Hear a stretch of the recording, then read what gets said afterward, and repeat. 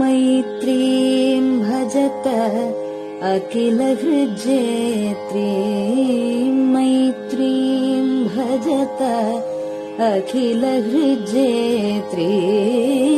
मैत्रीं भजत अखिलहृज्जेत्रीम्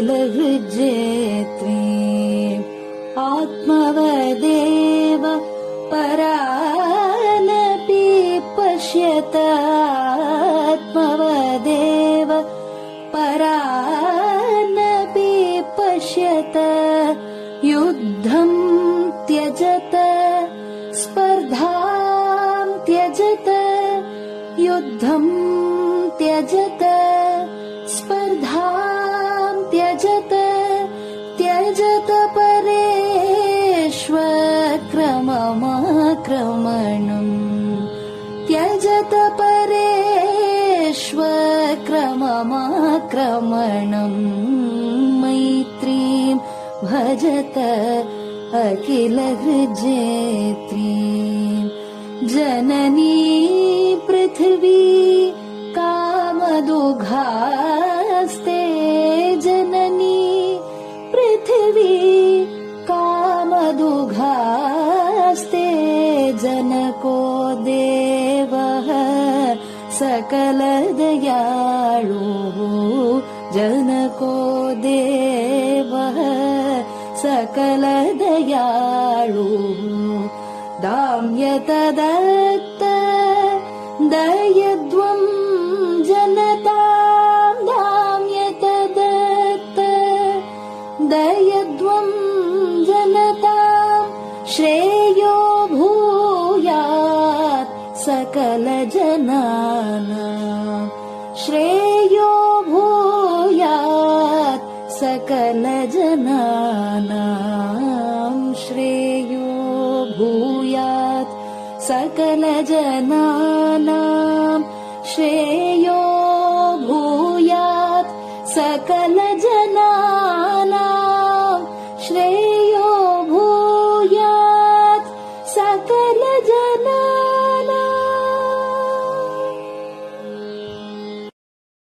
பெரிவாசரணம். மைத்ரீம் பஜத. பாடியவர் குமாரி சிவஸ்ரீ ஸ்கந்தபிரசாத்.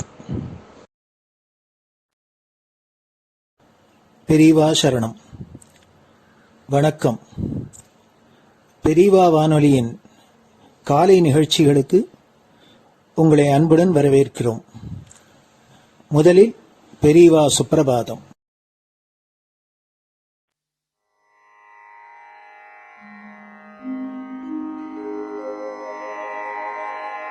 श्री महालक्ष्मी संतान स्वामीनाथ दयानिधे श्री चंद्रशेखर गुरो भवतु ते सुप्रभातम्. श्री महालक्ष्मी संतान स्वामीनाथ दयानिधे श्री चंद्रशेखर गुरो भवतु ते सुप्रभातम्. सुब्रह्मण्यार्य कुमार श्रुतिसारस्वरूपिणे भगवच्छंकराचार्य भवतु ते सुप्रभातम्. सुब्रह्मण्यार्य कुमार श्रुतिसारस्वरूपिणे भगवच्छंकराचार्य भवतु ते सुप्रभातम्. उत्तिष्ठ स्वाम्यधिष्ठानात् जगद्गुरु महाप्रभो कामकोटिमठेशाय भवतु ते सुप्रभातम्. उत्तिष्ठ स्वाम्यधिष्ठानात् जगद्गुरु महाप्रभो कामकोटिमटेशाय भवतु ते सुप्रभातम्। निर्गुणाय निर्मलाय मायातीतस्वरूपिणे आत्मविदां वरेण्याय भवतु ते सुप्रभातम्। निर्गुणाय निर्मलाय मायातीतस्वरूपिणे आत्मविदां वरेण्याय भवतु ते सुप्रभातम्। साधुसङ्गसमूहाय सर्वज्ञः सर्वसाक्षिणे सत्यधर्मशरीराय भवतु ते सुप्रभातम्। साधुसङ्गसमूहाय सर्वज्ञः सर्वसाक्षिणे सत्यधर्मशरीराय भवतु ते सुप्रभातम्। वेदशास्त्रसुरक्षार्थं सन्न्यासतिलकान्विते शीघ्रमागच्छ भगवन् देहि मे दिव्यदर्शनम्। वेदशास्त्रसुरक्षार्थं सन्न्यासतिलकान्विते शीघ्रमागच्छ भगवन् देहि मे दिव्यदर्शनम्। निराहारविनिद्राय निर्मोहाय निरञ्जन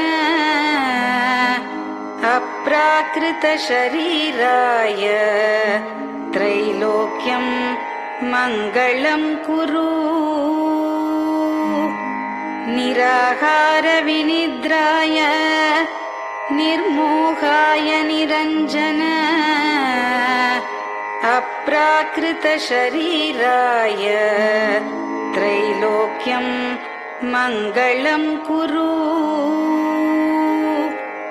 सम्पूर्णकल्याणगुण सच्चिदानन्दमद्गुरो अत्यद्भुतचरित्राय त्रैलोक्यं मङ्गलं कुरु।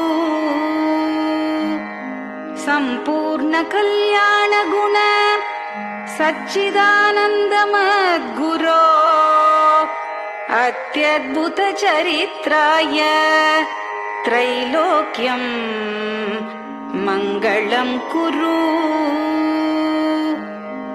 आदिमध्यान्तरहित चराचरमयान्विते अद्भुताय अशोकाय त्रैलोक्यं मङ्गलं कुरु। आदिमध्यान्तरहित चराचरमयान्विते अद्भुताय अशोकाय त्रैलोक्यं मङ्गलं कुरु। यस्य निःश्वसितं वेदाः शरीरं धर्ममेव च तस्य सद्गुरुवर्यस्य कीर्तिः वर्धतु वर्धतु। यस्य निःश्वसितं वेदाः शरीरं धर्ममेव च तस्य सद्गुरुवर्यस्य कीर्तिः वर्धतु वर्धतु।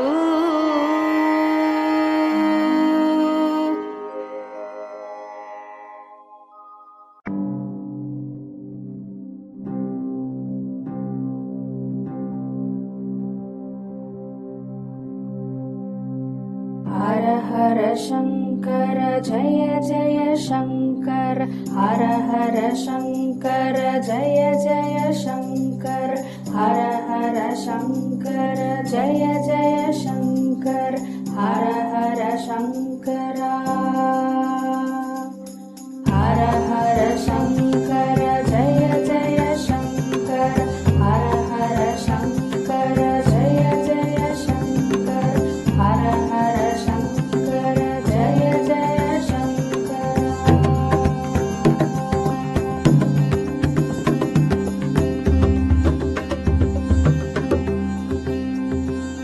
श्रुति स्मृति पुराणानाम् आलयं करुणालयं नमामि भगवत्पादं शङ्करं लोकशङ्करं श्रुति स्मृति पुराणानाम् आलयं करुणालयं नमामि भगवत्पादं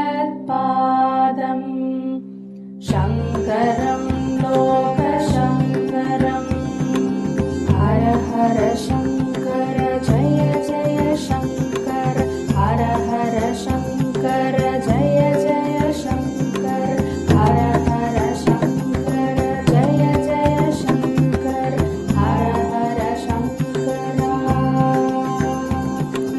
हर हर शङ्कर जय जय शङ्कर हर हर शङ्कर जय जय शङ्कर हर हर शङ्कर जय जय शङ्कर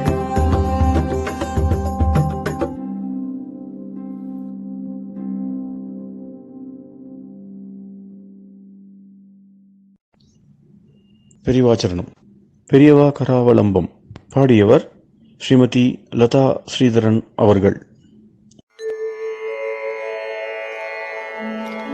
प्रातः स्मरामि भवदीयमुखारविन्दम् मन्दस्मितं च जनितापहरं जनानाम् प्रातः स्मरामि भवदीयमुखारविन्दम् मन्दस्मितं च जनितापहरं जनानाम् सम्पत्करीं च भवतोऽत्र कटाक्षलक्ष्मीं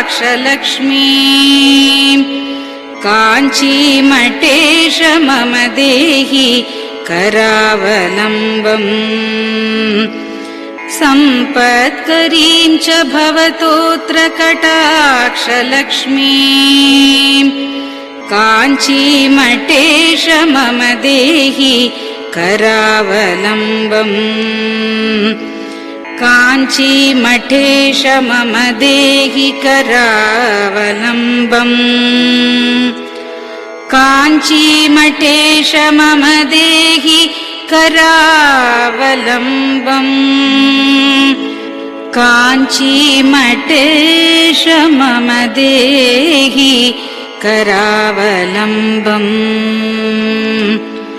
प्रातः स्मरामि कलिदोषहराणि यानि हृद्यानि दिव्यमधुराणि मनोहराणि प्रातः स्मरामि कलिदोषहराणि यानि हृद्यानि दिव्यमधुराणि मनोहराणि वाक्यानि तेऽध्यवदनाम्बुजनिर्गतानि काञ्चीमठेश मम देहि करावलम्बम् वाक्यानि तेऽध्यवदनाम्बुजनिर्गतानि काञ्चीमठेश मम देहि करावलम्बम्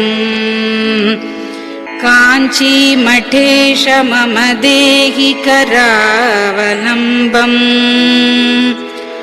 काञ्चीमठेश मम देहि करावलम्बम् काञ्चीमठेश मम देहि करावलम्बम् वक्षस्थलं विमलहेम समानवर्णम् भस्माङ्कितं जनमनोहर कुङ्कुमाक्तम् वक्षस्थलं विमलहेम समानवर्णम् भस्माङ्कितं जनमनोहर कुङ्कुमाक्तम् प्रातः स्मरामि भवतोऽत्र चिरं महात्मन् काञ्चीमठेश मम देहि करावलम्बम् प्रातः स्मरामि भवतोऽत्र चिरं महात्मन् काञ्चीमठेश मम देहि करावलम्बम् काञ्चीमठेश मम देहि करावलम्बम् काञ्चीमठेश मम देहि करावलम्बम् काञ्चीमठेश मम देहि करावलम्बम् मत्तेभतुल्यगमनं च निरीक्ष्यतेऽद्य यात्वा वनान्तरमनन्तगजाश्च लीनाः मत्तेभतुल्यगमनं च निरीक्ष्यतेऽद्य यात्वा वनान्तरमनन्तगजाश्च लीनाः प्रातः स्मरामि गजराजगतिं तवेदम् काञ्चीमठेश मम देहि करावलम्बम् प्रातः स्मरामि गजराजगतिं तवेदम् काञ्चीमठेश मम देहि करावलम्बम् काञ्चीमठेश मम देहि करावलम्बम् काञ्चीमठेश मम देहि करावलम्बम् काञ्चीमठेश मम देहि करावलम्बम् दक्षेण दण्डमवलम्ब्य सदैतरेण हस्तेन चारुकलशं च विराजमानम् दक्षेण दण्डमवलम्ब्य सदैतरेण हस्तेन चारुकलशं च विराजमानम् रक्ताम्बरं च तव चारु कटिं स्मरामि काञ्चीमठेश मम देहि करावलम्बम् रक्ताम्बरं च तव चारु कटिं स्मरामि काञ्चीमठेश मम देहि करावलम्बम् काञ्चीमठेश मम देहि करावलम्बम् काञ्चीमठेश मम देहि करावलम्बम् काञ्चीमठेश मम देहि करावलम्बम् विस्मृत्य दोषमखिलं च ममापराधम् त्रातुं च याध्य भगवन् कृतबद्ध दीक्षा विस्मृत्य दोषमखिलं च ममापराधम् त्रातुं च याध्य भगवन् कृतबद्ध दीक्षा प्रातः स्मरामि यति पुङ्गवतेऽनुकम्पाम् काञ्चीमठेश मम देहि करावलम्बम् प्रातः स्मरामि यतिपुङ्गव तेऽनुकम्पाम् काञ्चीमठेश मम देहि करावलम्बम् काञ्चीमठेश मम देहि करावलम्बम् काञ्चीमठेश मम देहि करावलम्बम् काञ्चीमठेश मम देहि करावलम्बम् प्रातः स्मरामि भवदीय पदारविन्दम् यस्मात् प्रयान्ति दुरितानि महान्ति तानि प्रातः स्मरामि भवदीय पदारविन्दम् यस्मात् प्रयान्ति दुरितानि महान्ति तानि आयान्ति तानि मुहुरुद्य सुमङ्गलानि काञ्चीमठेश मम देहि करावलम्बम् आयान्ति तानि मुहुरुद्य सुमङ्गलानि काञ्चीमठेश मम देहि करावलम्बम् काञ्चीमठेश मम देहि करावलम्बम् काञ्चीमठेश मम देहि करावलम्बम् काञ्चीमठेश मम देहि करावलम्बम् स्नानाश्च पानाश्च निषेवणाश्च ध्यानाश्च पापानिलयं प्रयान्ति स्नानाश्च पानाश्च निषेवणाश्च ध्यानाश्च पापानिलयं प्रयान्ति हे तीर्थपादानुसवं पदं ते तीर्थं च तीर्थीकरणं भजामि हे तीर्थपादानुसवं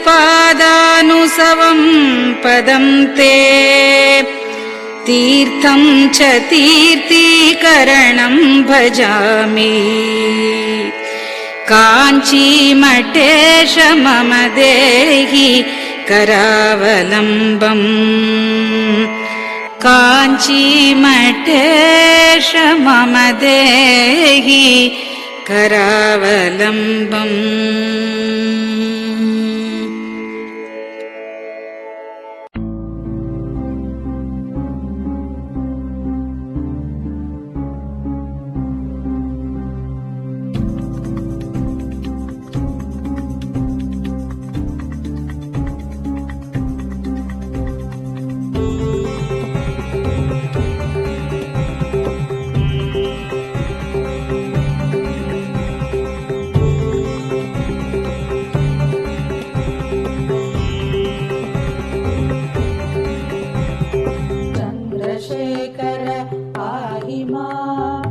चन्द्रशेखर रक्ष माम् चन्द्रशेखर पाहि माम् जय चन्द्रशेखर रक्ष माम् हर हर शम्भो शिव शिव शम्भो हर हर शम्भो शिव शिव शम्भो हर हर शम्भो शिव शिव शम्भो हर हर शम्भो शिव शिव शम्भो चन्द्रशेखर पाहि माम् चन्द्रशेखर रक्ष माम् चन्द्रशेखर पाहि माम् जय चन्द्रशेखर रक्ष माम् हर हर शम्भो शिव शिव शम्भो हर हर शम्भो शिव शिव शम्भो हर हर शम्भो शिव शिव शम्भो हर हर शम्भो शिव शिव शम्भो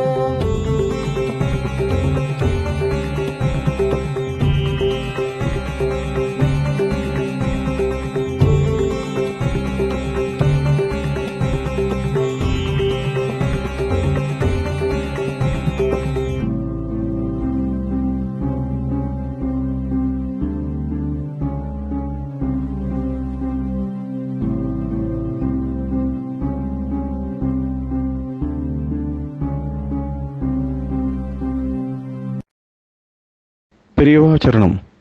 நீங்கள் கேட்க இருப்பது பெரியவா குரல். மகா பெரியவா உபன்யாசங்களில் இருந்து சில பகுதிகள். நமः பார்வதி பதயே. கோவிந்தநாம கீர்த்தனம். ஒரு விசேஷம், எல்லா புஸ்தகங்களை காட்டிலும் அந்த பகவத்கீதைக்கு ஒரு கீர்த்தி அதிகமாக ஏற்பட்டிருக்கு. இந்த மாதிரி ஞானத்தை உபதேசம் பண்ற புத்தகங்கள் எவ்வளவோ இருக்கலாம். பாரதத்திலேயே பார்த்தா இதே பாரதத்தில் ரொம்ப இடங்கள்ல ஞானோபதேச கட்டங்கள் வருது. இன்னும் விஷ்ணு புராணாதிகளில் இன்னும் ரொம்ப நிறைய ஸ்காந்தத்தில் சூதசமிதியில் சிவபுராணங்கள்லையும் சரி, வைஷ்ணவ புராணங்களையும் சரி, சைவ புராணங்களையும் சரி ஞானோபதேச கட்டங்கள் நிறைய இருக்கு. இன்னும் ஆகவங்கள்லேயும் அந்த மாதிரி ஞானோபதேசம் பண்ணுற இடங்கள் நிறைய இருக்கு. இருந்தாலும் அந்த மாதிரி இது ஒரு இதிகாசத்துலேயே ஒரு பாகம் தான் பகவத்கீதைங்கிறது. இப்போ பாரதத்துக்கு, ராமாயணத்துக்கு, இவர்களுக்கெல்லாம் எவ்வளவு பிராமணியமோ விஷ்ணு புராணாதிகளுக்கு இந்த மாதிரி தான் அதுக்கு ஒரு பிராமணியம் தவிர பகவத்கீதைக்கு தனியாக ஒரு பிராமணியம் கொஞ்சம் வேதத்துக்கு கொஞ்சம் பிராமணியம் அதிகம் வந்து இதெல்லாம் காட்டணும். இத்திஹாச புராணங்களெல்லாம் காட்டணும். ஒரு கால அதை காட்டிலும் கூட ஸ்மிருதிக்கு இன்னும் பிராமணியம் ஜாஸ்தி உண்டு மன்வாத ஸ்மிருதிகளுக்கு. பாரதத்தை காட்டிலும் மன்வாத ஸ்மிருதிகளுக்கு இன்னும் பிராமணியம் அதிகம் உண்டு. மன்வாத ஸ்மிருதிகளை காட்டிலும் வேதத்துக்கு இன்னும் அதிக பிராமணியம் உண்டு. அதில் பிரமாணமான நூல்ங்கிற பார்த்தோம்னா பகவத்கீதை அவ்வளோ பிரமாணமா எல்லாத்தையும் மேலே சத்தியா அவ்வளோ சொல்றவன் அவ்வளோ ஒரு பேர் வரத்துக்கு அப்படி ஒன்றும் காரணம் இல்லை. இந்த பிரமாண நூல்கள்ங்கிற முறையில் வைதிக சம்பிரதாயத்தில் பிரமாண நூல்ங்கிற முறையில் பார்த்தா பாக்கி பாரத ராமாயண புராணம் எல்லாம் அப்படியோ அந்த மாதிரி தான் இந்த பகவத்கீதையும். அப்படி இருக்கிறப்போ ஆனால் ஞானோபதேச கணக்கை பார்த்தோம்னா இதே மாதிரியே இன்னும் கூடன்னு குறைச்சிடணும். இதுக்கு குறவு இல்லாமல் எவ்வளோ இடத்துல இப்போ சூரியசமிதோ விஷ்ணு புராணம் எல்லாம் நிறைய ஞானோபதேசம் கணக்கெல்லாம் இருக்கு. இதே மாதிரி சமப்பிரமாணமாக இருக்க முடியாது நூல்களில். அப்படி இருக்கிறப்போ இந்த பகவத்கீதை ஒரு புத்தகத்துக்கு மாத்திரம் இவ்வளோ சாதி உபநிஷத்துக்கெல்லாம் கூட அவ்வளோ தேவை இல்லை. பகவத்கீதை எல்லாருக்கும் தெரியும். இப்போ ஆனால் இப்போ இந்த தற்காலத்தில் அரை சில பேர் பகவத்கீதை இப்போ குரலுக்கு பிரச்சாரம் பண்ணி இருக்கிற மாதிரி இப்போ பகவத்கீதைக்கும் பிரச்சாரம் பண்ணி அங்கங்கே ஒரு கீதாடை அதெல்லாம் வச்சு அங்கே அதுக்கு சின்ன சின்ன புத்தகம், பெரிய புத்தகம் இதெல்லாம் மட்டும் இப்போ தான் கொஞ்சம் அது பிரச்சாரத்துக்கு கொண்டு வந்திருக்காள் அந்த புத்தகத்தை. அதனால தான் இப்போ அந்த புத்தகத்துக்கு அவ்வளோ பேர் இருக்கோம் அப்படின்னு ஒரு சந்தேகம் வரும். அப்படி சந்தேகப்படுறதுக்கு இடமில்லை. ஏன்னா பகவத்கீதைக்கு எவ்வளவு வியாக்கியானங்கள் ஆதி காலத்திலிருந்து ஆச்சாரியால் காலத்துக்கு கொஞ்சம் முந்தியோன்னு கூட சொல்லலாம். அசோகத்து ஆச்சாரியால் அவரோட வியாக்கியானம் பண்ணியிருக்கார். இன்னும் காஷ்மீரத்தில் அநேகம் பேர் வியாக்கியானம் பண்ணியிருக்காரு. ஆகவே ஹிமாச்சலம் நிறைய அதுக்கு எவ்வளவு வியாக்கியானங்கள் ஒவ்வொரு சம்பிரதாயத்தாலும் தனித்தனியா ஒவ்வொரு வியாக்கியானம், 2 வியாக்கியானம், 3 வியாக்கியானம் அவ்வளவு பண்ணிருக்கா. பெரிய புஸ்தகம் பகவத்கீதைக்கு இருக்கிற வியாக்கியானங்கள் எல்லாம் எடுத்து நிறைய வியாக்கியானால இந்த காலத்துல புதுசா அதுக்கு பேர் ஏற்படுத்துதுன்னு சொல்றதுக்கு இல்லை. பகவத்கீதைக்கு ரொம்ப நாளாவே குறைஞ்சு இப்ப நம்ம தேசத்துல மாத்திரம் இல்லை, இன்னும் பகவத்கீதையினுடைய காப்பி இப்ப ஜாவாவில் ஒரு 200 வருஷமா நமக்கும் ஜாவாவுக்கும் அந்த ஊர்ல சாஸ்திரம் இருக்கு, புத்தகம் இருக்கு, நமக்கு தெரியாது. நம்ம ஊர் சாஸ்திரம் இருக்கு, இப்படி ஊர் இருக்குன்னு அவருக்கு தெரியாது. அப்படி இருக்கிறது நல்ல நம்முடைய கிரந்தங்கள்லாம் சாஸ்திர கிரந்தங்களும் புராண கிரந்தங்களும் இதிகாசம் நம்ம தேசத்துல எவ்வளவு கொண்டாடுறோம், இதெல்லாம் ஜாஸ்தி கொண்டாடுறோம். திருக்கோவிலா போனதுக்கு அப்புறம் கூட இன்னும் கொண்டாடிட்டு இருக்கா. திருக்கோவிலா போய் ஒரு 400 வருஷத்துக்கு அப்புறம் கூட இன்னும் இந்த ராமாயண மகாபாரத ஒரு கல்யாணமோ, காட்சியோ, ஒரு பட்டாபிஷேகமோ, ஒரு ராஜ்யத்தின் ஒரு விசேஷமோ எதா இருந்தாலும் உடனே நேலாட்டத்தை கொண்டு வந்து ராமாயணத்தை கொடு, மகாபாரதத்தை கொடு, கர்ணன், அர்ஜுனன், ஹனுமான், ஆஞ்சநேயர், சீதை, அசோகவனம் இதுதான் அந்த புதுக்கால் வீட்டில் புதுக்கால் பொதுக்காரங்கள் எல்லாம் இதுதான் கொண்டாடிட்டு இருக்கா. நம்ம தேசத்தில் நாம் கொண்டாடுறதுக்காக இன்னும் ஜாஸ்தி கொண்டாடிட்டு இருக்கா. அங்கேயும் பகவத்கீதை இருக்கு. அதனால அத்தனை நாளைக்கு வந்து அங்கே இருக்குன்னு தெரியுது. அவ்வளவு சதியா இருக்கு பகவத்கீதைன்னு ஒரு புத்தகம். இதுக்கு என்ன காரணம்? இதெல்லாம் பிரமாணமானவர்கள்லாம் அவ்வளவு பேர் இல்லை. இந்த பகவத்கீதைக்கு நிறைய பேர் வந்திருக்கு. இது என்ன காரணம் இருக்கும் அப்படின்னு நானாவது யோசிக்கிறேன். அதுக்கு காரணம் இதை நானாவது யூகம் பண்ணினேன். அதுக்கு ஒரு காரணம், அந்த பகவத்கீதைக்கு இந்த காரணத்தினாலதான் அந்த பேர் வந்திருக்கும் போல் இருக்கு அப்படின்னு. இப்போ ஞானோபதேசங்கள்லாம் பண்ணிட்டு இருந்தா ஞானோபதேசம் பண்றதுக்கு இடம் என்னவா இருக்கணும்னா சப்தமே இருக்கக்கூடாது, நிசப்தமா இருக்கணும்.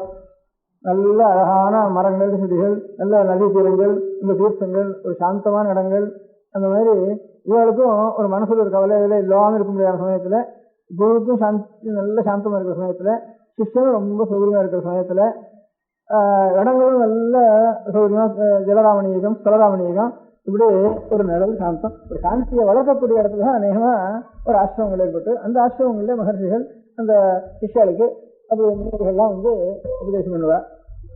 அப்படி ஏற்பட்ட புத்தகங்கள் தான் பாக்கி எல்லா புத்தகங்களும், பாக்கி ஞானோபதேசம் பண்ணுற புத்தகங்கள்லாம் அந்த மாதிரி ஒரு சாந்தி பிரதானமாக இருக்க முடியாத.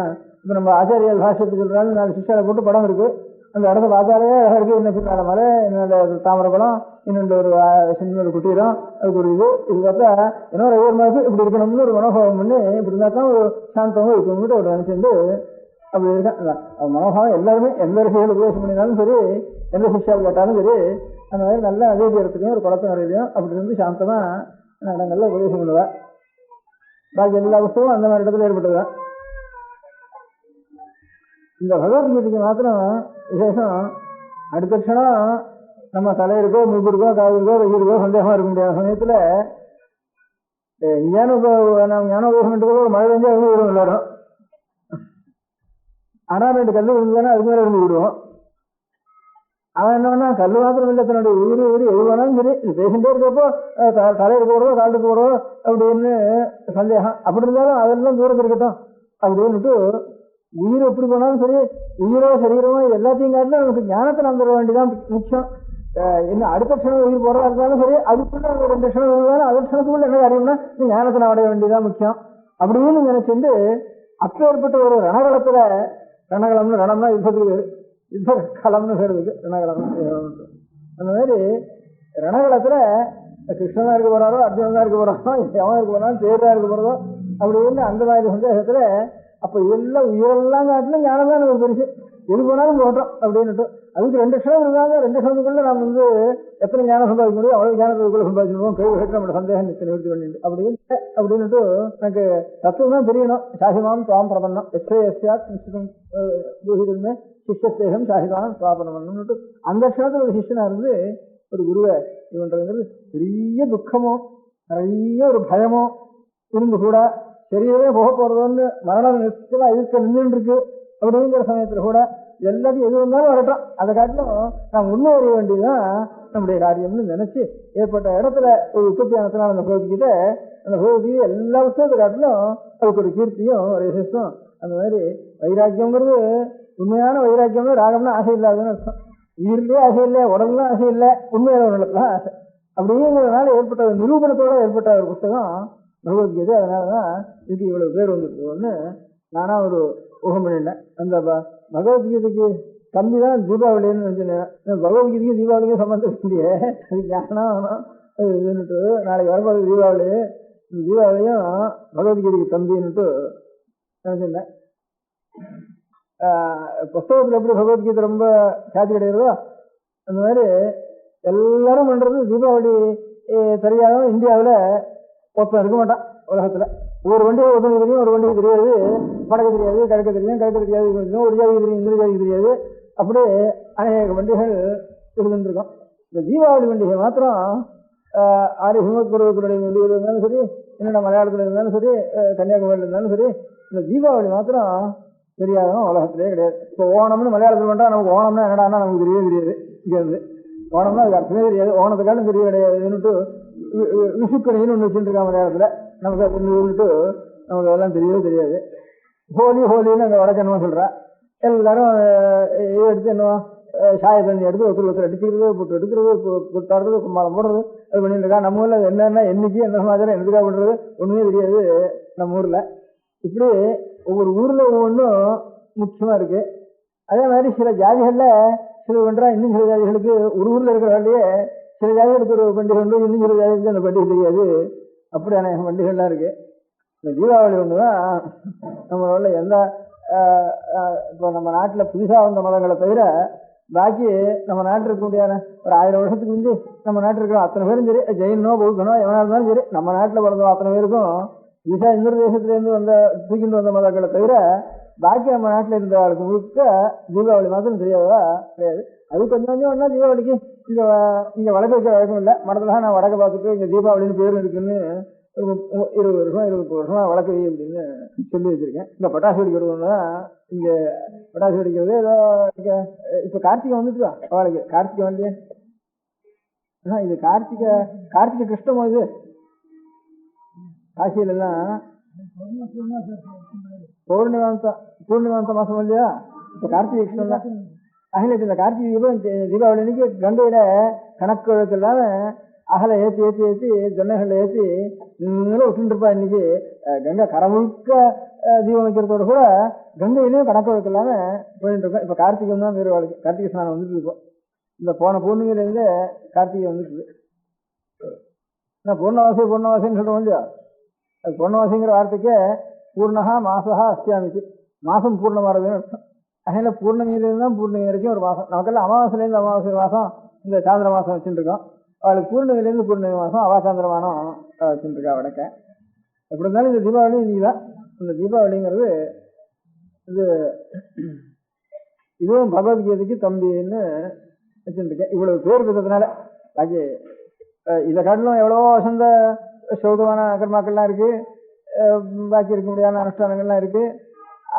அது எல்லாத்தையும் காட்டிலும் சுவாமி பிறந்த நாள்லாம் இருக்கு, சுவாமி அவதாரம் பண்ணி நாள்லாம் இருக்கு, தர்மசாஸ்திரத்தில் சொன்ன புண்ணியகாலங்கள்லாம் இருக்கு, வேதத்தில் சொன்ன புண்ணியகாலங்கள்லாம் இருக்கு, அவ்வளவா புராணங்கள் பகவத் அவதாரங்கள் இருக்க முடியாத புண்ணியகாலங்கள்லாம் இருக்கு. அது எல்லாத்தையும் காட்டிலும் இந்த இது மாத்திரம் ரொம்ப பெருசா எல்லாருக்கும் தெரிஞ்சது இந்த தீபாவளிங்கிறது ஒன்று.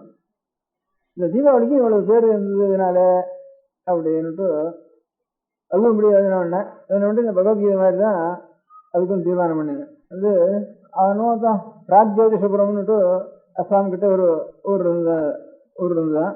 அந்த ஊர்ல இதுதான் பௌமன்னு அவனுதான் நரகாசுரம்னு பேர். அவனுக்கு அந்த ஊர்ல ரொம்ப வியாபகமா இருந்தான்.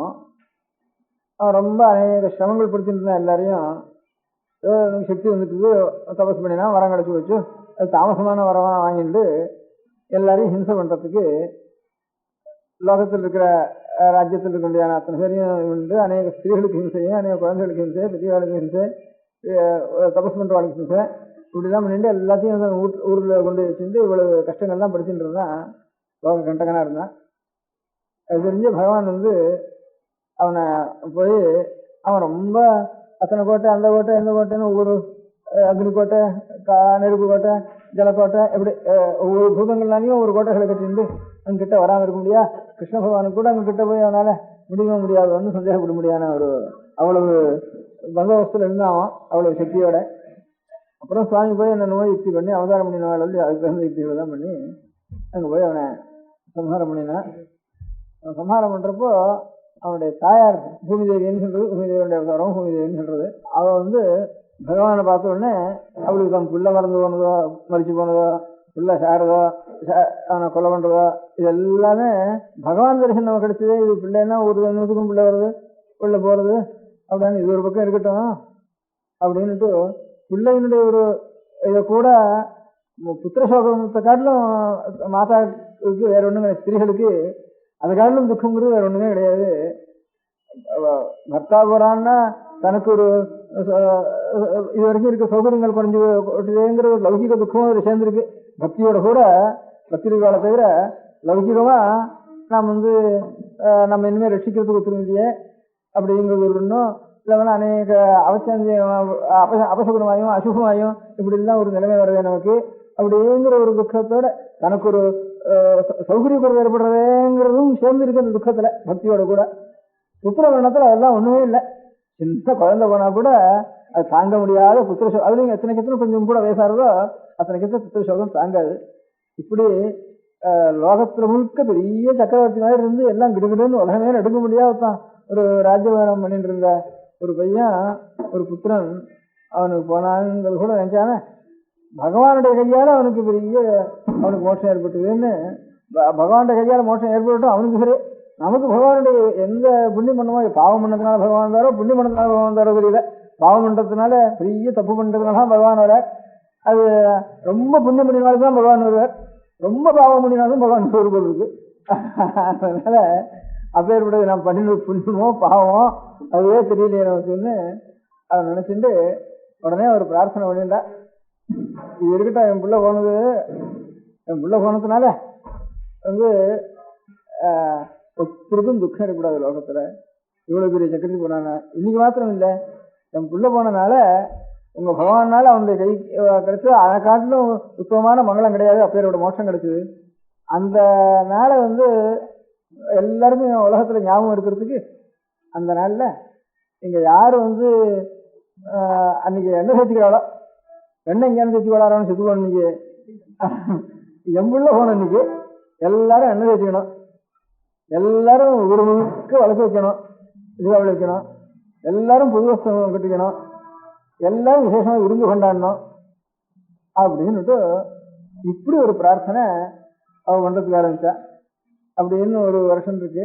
நரகாசுரனே கேட்டுட்டான். நான் சித்து போற காலத்துல அவனே வந்து என்னுடைய உங்க கையால கிடைச்சது எனக்கு, அதனால இன்னைய தினம் லோகத்துல ஆறார் வந்து எண்ணெய் சேர்த்துக்கிறாளோ, ஆறார் வந்து ஒரு எண்ணெயிலையானு ஸ்நானம் பண்றாளோ அவளுக்கெல்லாம் இந்த கங்கை இல்லாத இடத்துல கூட எந்த ஊர்ல எந்த தினம் இருந்தாலும் அவளுக்கு கங்கை ஆகணும். அன்னைக்கு கங்கையினுடைய பவித்திரத்தை எவ்வளவோ புண்ணியம் எவ்வளவோ அவளுக்கு புண்ணியம் அவளுக்கு கிடைக்கணும்.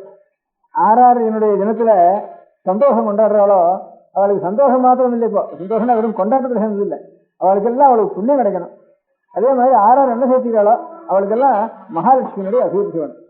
இந்த தீர்த்தத்துல தைலே லட்சுமீர் ஜலே கங்கா தீபாவளியாம் சதுர்தசின்னுட்டு ஒரு இந்த துலாகாவேரி மகத்துவத்துல இந்த தீபா 30 நாளும் 30 அத்தியாயம் இருக்கு. இந்த ஒவ்வொரு நாளும் ஒவ்வொரு மாசத்துக்கும் புராணங்கள் இருக்கு, மகாத்மியங்கள் இருக்கு. சைத்திர மகாத்மியம், வைசாக மகாத்மியம், கார்த்திகை மகாத்மியம், இந்த மாதிரி ஒவ்வொரு வழியும் துலா மாசத்துக்கும் மகாத்மியம் இருக்கு. துலா மாசத்து மகாத்மியங்களுக்கு காவேரியினுடைய துலா காவேரியுடைய துலா மாசத்துல காவேரி ஸ்நானம் பிரதானமானதுனால காவேரி மகிமை சொல்லுவது. அதுல ஒவ்வொரு தேதிக்கும் 30 அத்தியாயத்துல 30 நாள் படிக்க முடியாது, 30 அத்தியாயம் இருக்கு. அந்த 30 அத்தியாயத்துல ஒவ்வொரு அத்தியாயத்திலையும் ஒண்ணு வருது. அதுல இந்த அமாவாசை அன்னைக்கு தீபாவளி அமாவாசையும் அநேகமா துலா மாசத்துல சேர்றதுனால இந்த தீபாவளி அமாவாசையுடைய மகிமை வருது. அப்போ இந்த மாதிரி பிராக்திகத்துல இது பாகவத்திலையும் இருக்கு, அவனை நரகாசுரன் சம்ஹாரம் பண்ணுங்கிறது எல்லா புராணங்களையும் இருக்கு. அதுல இந்த துலா புராணத்துல வந்து அதை சேர்க்கிற காலத்துல இந்த மாதிரி தைலே லட்சுமி ஜலே கங்கான்னுட்டு எந்த ஜலத்துல இருந்தாலும் அங்க கங்கையினுடைய சாநித்தியம் இருக்குன்னுட்டு அதுல கங்கையே வந்து துலா மாசத்துல வந்து கங்கையினுடைய மகிமையும் சேர்ந்து காவேரியில் வருதுங்கிறதுனால எல்லாரும் ஸ்நானம் பண்றதுனால இந்த தீபாவளியில எண்ணெய் சேர்த்து உடனே காவேரி ஸ்நானம் பண்ணணும் அப்படின்னு துலா காவேரி சொல்றதுக்காக இது கொண்டு போய் இந்த சரித்திரங்களை சொல்லி இந்த ஸ்லோகாவளி சொல்றதுக்கு. எண்ணெயில முழுக்க மகாலட்சுமி இருக்கா. அதனால எண்ணெயில் இருக்க முடியாத மகாலட்சுமி யாரார் அன்னைக்கு எண்ணெய் சேர்த்துக்கிறாளோ எல்லா சன்னியாசத்துலையும் சொல்லியிருக்கு. வானப்பிரசனோ சன்னியாசியோ எல்லாத்தையும் விட்டவனோ எல்லாரும் எண்ணெய் சேர்த்துக்கணும்னு சொல்லியிருக்கு. அன்னைக்கு மாத்திரம் ஒவ்வொரு வர்ணத்தையும் சொல்லி ஒரு ஆசிரமத்தையும் சொல்லி எல்லாரும் எந்த விதைக்கு சரியா இருந்தாலும் பாக்கி இருக்க முடியாத வருஷம் எதா இருந்தாலும் அந்த வருஷக்கள்லாம் நிறுத்தி பண்ணிட்டு தீபாவளி அன்னைக்கு எண்ணெய் தேய்ச்சிருந்தாகணும் அப்படின்னு சொல்லியிருக்கு. எண்ணெய் தேய்ச்சிக்கிறதும் இந்த வப்பனம் பண்ணிக்கிறதும் இந்த சங்கவ காலத்துல தான் பண்ணணும்னுட்டு, சங்கவ காலத்துக்கு முந்தி பண்ணக்கூடாது. பிராதர் அபியஸ்த தேசத்து நிஷ்கத்து நெய்வ விஜயதேன்னுட்டு அந்த சங்கவம் சொன்னா 6 காலம்னு பேரு. இந்த 6 காலம்னா 5 காலம் 6 தானே இல்ல 6 நாளில் ஒன்றும் 5 காலம். பிராத காலம், சங்கவ காலம், மாத்தியான்ய காலம், அபராண்ட காலம், சாயங்காலம் 5 காலம் தான். இந்த பகல்ல 6 நாள் ஒவ்வொன்றுக்கு 6 நாள்னா ஒரு நாளைக்கு 24 நிமிஷம். 24 நிமிஷம்னா 2 மணி 24 நிமிஷம் ஆகுது. அது 60 24 84 நிமிஷம் ஆகுது ஒரு காலத்துக்கு. அந்த 2 மணி 24 உதயம் முதல் சரியா 30 நாளின்னு கணக்கு பண்ணினா உதயம் முதல் 2 மணி 8:24 வரைக்கும் பிராதகாலம்னு பேரு. 8:24 இருந்து 10:48 வரைக்கும் சங்கவ காலம்னு பேரு. 10:48 இருந்து 1:12 வரைக்கும் மாத்தியான்ய காலம்னு பேரு. 1:12 3:38 வரைக்கும் அது அபராஹ்ன காலம்னு பேரு. அதுக்கப்புறம் 6 மணி வரைக்கும் சாயங்காலம்னு பேரு. பிராத சங்கவ மாத்தியான அபராஹ்ன சாயங்காலான்னு பேரு. இதுல இன்னென்ன காலத்துல என்னென்ன பண்ணணும்னு சமசாஸ்திரத்துல இருக்கு. அதுல இந்த அபியங்கம்னா என்ன சேர்த்துக்கிறது, க்ஷௌரம், இது ரெண்டும் இந்த ஹோமங்கள் பிராயஷ்சித்தங்கள் இதெல்லாம் சங்கவ காலத்துல பண்ண வேண்டிய காரியம். இந்த காயத்ரி கூட காயத்ரி ஜபம்ங்கிறது 8 மணி 24 அப்புறம் தான் அது பிராயஷ்சித்த அர்த்தம் ஏற்பட்டது. காயத்ரி அந்த காயத்ரி ஜபத்துல வருஷாந்திரத்துல பண்ற காயத்ரி ஜபத்துக்கு அந்த காயத்ரி ஜபம்னு ஒரு நாள் போடுறேன், அன்னைக்கு பண்றது அது பிராயஷ்சித்த ரூபம். அது பிராயஷ்சித்த ரூபம் சங்கவ காலத்துல மண்ணும் விடியாலம்பரம் பண்ணிவிட்டாரு. விடிகாலம் சகசிரார்த்தம் பண்றதா அது தனியா பண்ண வேண்டியது. பிராயஷ்சித்த ரூபமா ஒரு சங்கல்பம் பண்ணிட்டு பாக்கி இதர நாள்ல பிராயஷ்சித்தம் பண்ணாலும் காயத்ரி ஜபத்தினை தவிர பாக்கி நாள்ல ஒரு சில தோஷத்துக்காக பிராயத்துக்காக சில காயத்ரி கூட பண்ண சொல்றது, அதெல்லாம் சங்கவ காலத்துல பண்ண வேண்டியது. எண்ணெய் தேய்ச்சிக்கிறது பிராத காலத்துல பண்ணவே கூடாது. பிராத காலத்துக்கு முந்தி உஷக்காலத்துல ராத்திரில எண்ணெய் தேய்ச்சிக்கவும் கூடாது அப்படின்னுட்டு அது ரொம்ப தோஷம் சொல்லியிருக்கு. இதுக்கு சமானம் அப்படிதான் தேய்ச்சினுட்டான சமயத்துல பாக்கி சிறையறை கல்லு இதெல்லாம் உடம்புல தேய்ச்சிட்டா எந்த தோஷமும் அந்த தோஷத்துக்கு சமானம்னு அப்படிலாம் சொல்லியிருக்கு. அப்படி இருந்தாலும் இதுக்கு விசேஷ இது இன்னைக்கு அவன் எது உனக்கு நீ கேட்டது அவன் பிரார்த்திக்கின்றதுனால இந்த உஷக்காலத்திலேயே பண்ணிக்கணும். அது நேரம் விபரீதமா இப்போ ஒரு பசுவை கூட நம்ம ஒரு பிராணியை கூட கொல்லப்படாது, ஆனா யஜ்யத்துல பிராணி ஹிம்சை பண்ணினா தோஷம் இல்லைன்னு சொல்ற மாதிரி நேர விபரீதம் சொல்ற மாதிரி அதே மாதிரி என்ன சேர்த்துக்கவே கூடாது இந்த 8:30 மணிக்குள்ள. ஆனாலும் இந்த இதன்னைக்கு அன்னைக்கு உஷக்காலத்தில் தேய்ச்சிட்டு ஆகணும், 6 இருந்தாலும் தேய்ச்சிட்டு ஆகணும்னுட்டு அவன் பிரார்த்தனை பண்ணியிருந்தான். அந்த அவன் பிரார்த்தனைய சுவாமி யாரான்னு வச்சான், அவன் தாயாரா பிள்ளை பெருவிடுத்து அப்பாரான்னு ஊரெல்லாம் நல்லா இருக்கணும்னு கேட்பாட முடியாது. அப்ப அவளுடைய வைராக்கியம் எவ்வளவு மனசுல ஒரு இது இருந்து நான் எல்லாரும் சந்தோஷமா இருக்கணும்னு மாத்திரம் இல்லை, எல்லாருக்கும் புண்ணியமும் கிடைக்கணும்னு அது மாத்திரம் இல்லை. அதனால இந்த கங்கையே எல்லா தீர்த்தத்தையும் வரணும், கங்கா ஸ்நானம் எல்லாரும் பண்ணி கங்கா ஸ்நானத்துக்கு புண்ணியம் உண்டோ அந்த புண்ணியம் வாழ் கிடைக்கணும். அதே மாதிரி லட்சுமி எல்லாருக்கும் ஐஸ்வர்யம் கிடைக்கணும், சேவமும் கிடைக்கணும் அப்படின்னு இப்படி ஒருத்தர் சாகுந்தர் வாயில ஒருத்தன் கேட்டுக்கோனா, சாகுந்தர் அவன் கேட்டுட்டா கூட கேட்டுக்கோ, பிள்ளைவர் கொடுத்த தாய் கேட்டுக்கோளா அவளுடைய வயரடிய காலத்துல இப்படி தன்னுடைய வயரடிய காலத்துல இவ்வளவு துக்க மத்தியில ஒரு பெரிய உற்சவத்துக்கு பிரார்த்தனை பண்ணிட்டு அதுக்கு பகவான் அனுகிரகம் பண்ணி அப்படி இருக்க முடியாத ஒரு உற்சவம், அது ஒரு உற்சவம் இருக்காது, திரும்ப பிரார்த்திச்சுட்டு இருக்க மாட்டா. அதனால இதை காட்டிலும் ஒரு வைராக்கியமும் உண்மையா லோகம் முழுக்க க்ஷேமமா இருக்கணுங்கிற ஒரு எண்ணத்தோடு ஏற்பட்ட ஒரு உற்சவம். அதுல இருந்து நம்முடைய ஒரு துக்கங்கள்லாம் பெருசு இல்லை, ஊரெல்லாம் நல்லா இருந்தா போதும். நமக்கு பரம துக்கம் இருக்கிற காலத்துல பாக்கியத்துல தோணும், சாமானிய சமயத்துல பரம துக்கத்தை அனுபவிச்சு இருக்கிற க்ஷணத்துல இந்த துக்கங்கள்லாம் லட்சியம் இல்லை. ஊர் முழுக்க நல்லா இருக்கணும், எல்லாரும் நல்ல புண்ணியவான்களா இருக்கணும், எல்லாரும் சேவம் ஐஸ்வர்யவான்களா இருக்கணும், எல்லாம் புண்ணியசாலிகளாயும் எல்லாரும் ஐஸ்வர்யசாலிகளாயும் ஆக முடியாத வரத்தை நாம் கேட்கணும் இந்த ஆபத்துல அப்படின்னு இப்போப்பட்ட துக்கத்துல பெரிய துக்க காலத்துல தன்னுடைய துக்கத்தையே மறந்துட்டு லோகங்கள்லாம் நல்லா இருக்கணும், லோகங்கள்லாம் புண்ணியசாலிகளாகணும் அப்படின்னு ஒரு எண்ணம், ஒரு பரோபகார சிந்தை இருக்கு. அந்த பரோபகார சிந்தையினால ஏற்பட்ட ஒரு உற்சவமானதுனால பகவத்கீதை மாதிரி ரணகாலத்துல ஞானோதயம் என்ற மாதிரி இந்த மாதிரி அந்த மரண காலத்துல தன்னுடைய மரணங்களை பிள்ளை பெருங்குற சமயத்துல ஊர்லாம் நல்லா இருக்கணும், சேவமா இருக்கணும்னு ஒரு அம்மாவுக்காவது மனசுல வருமா இங்கேயாவது எண்ணம்.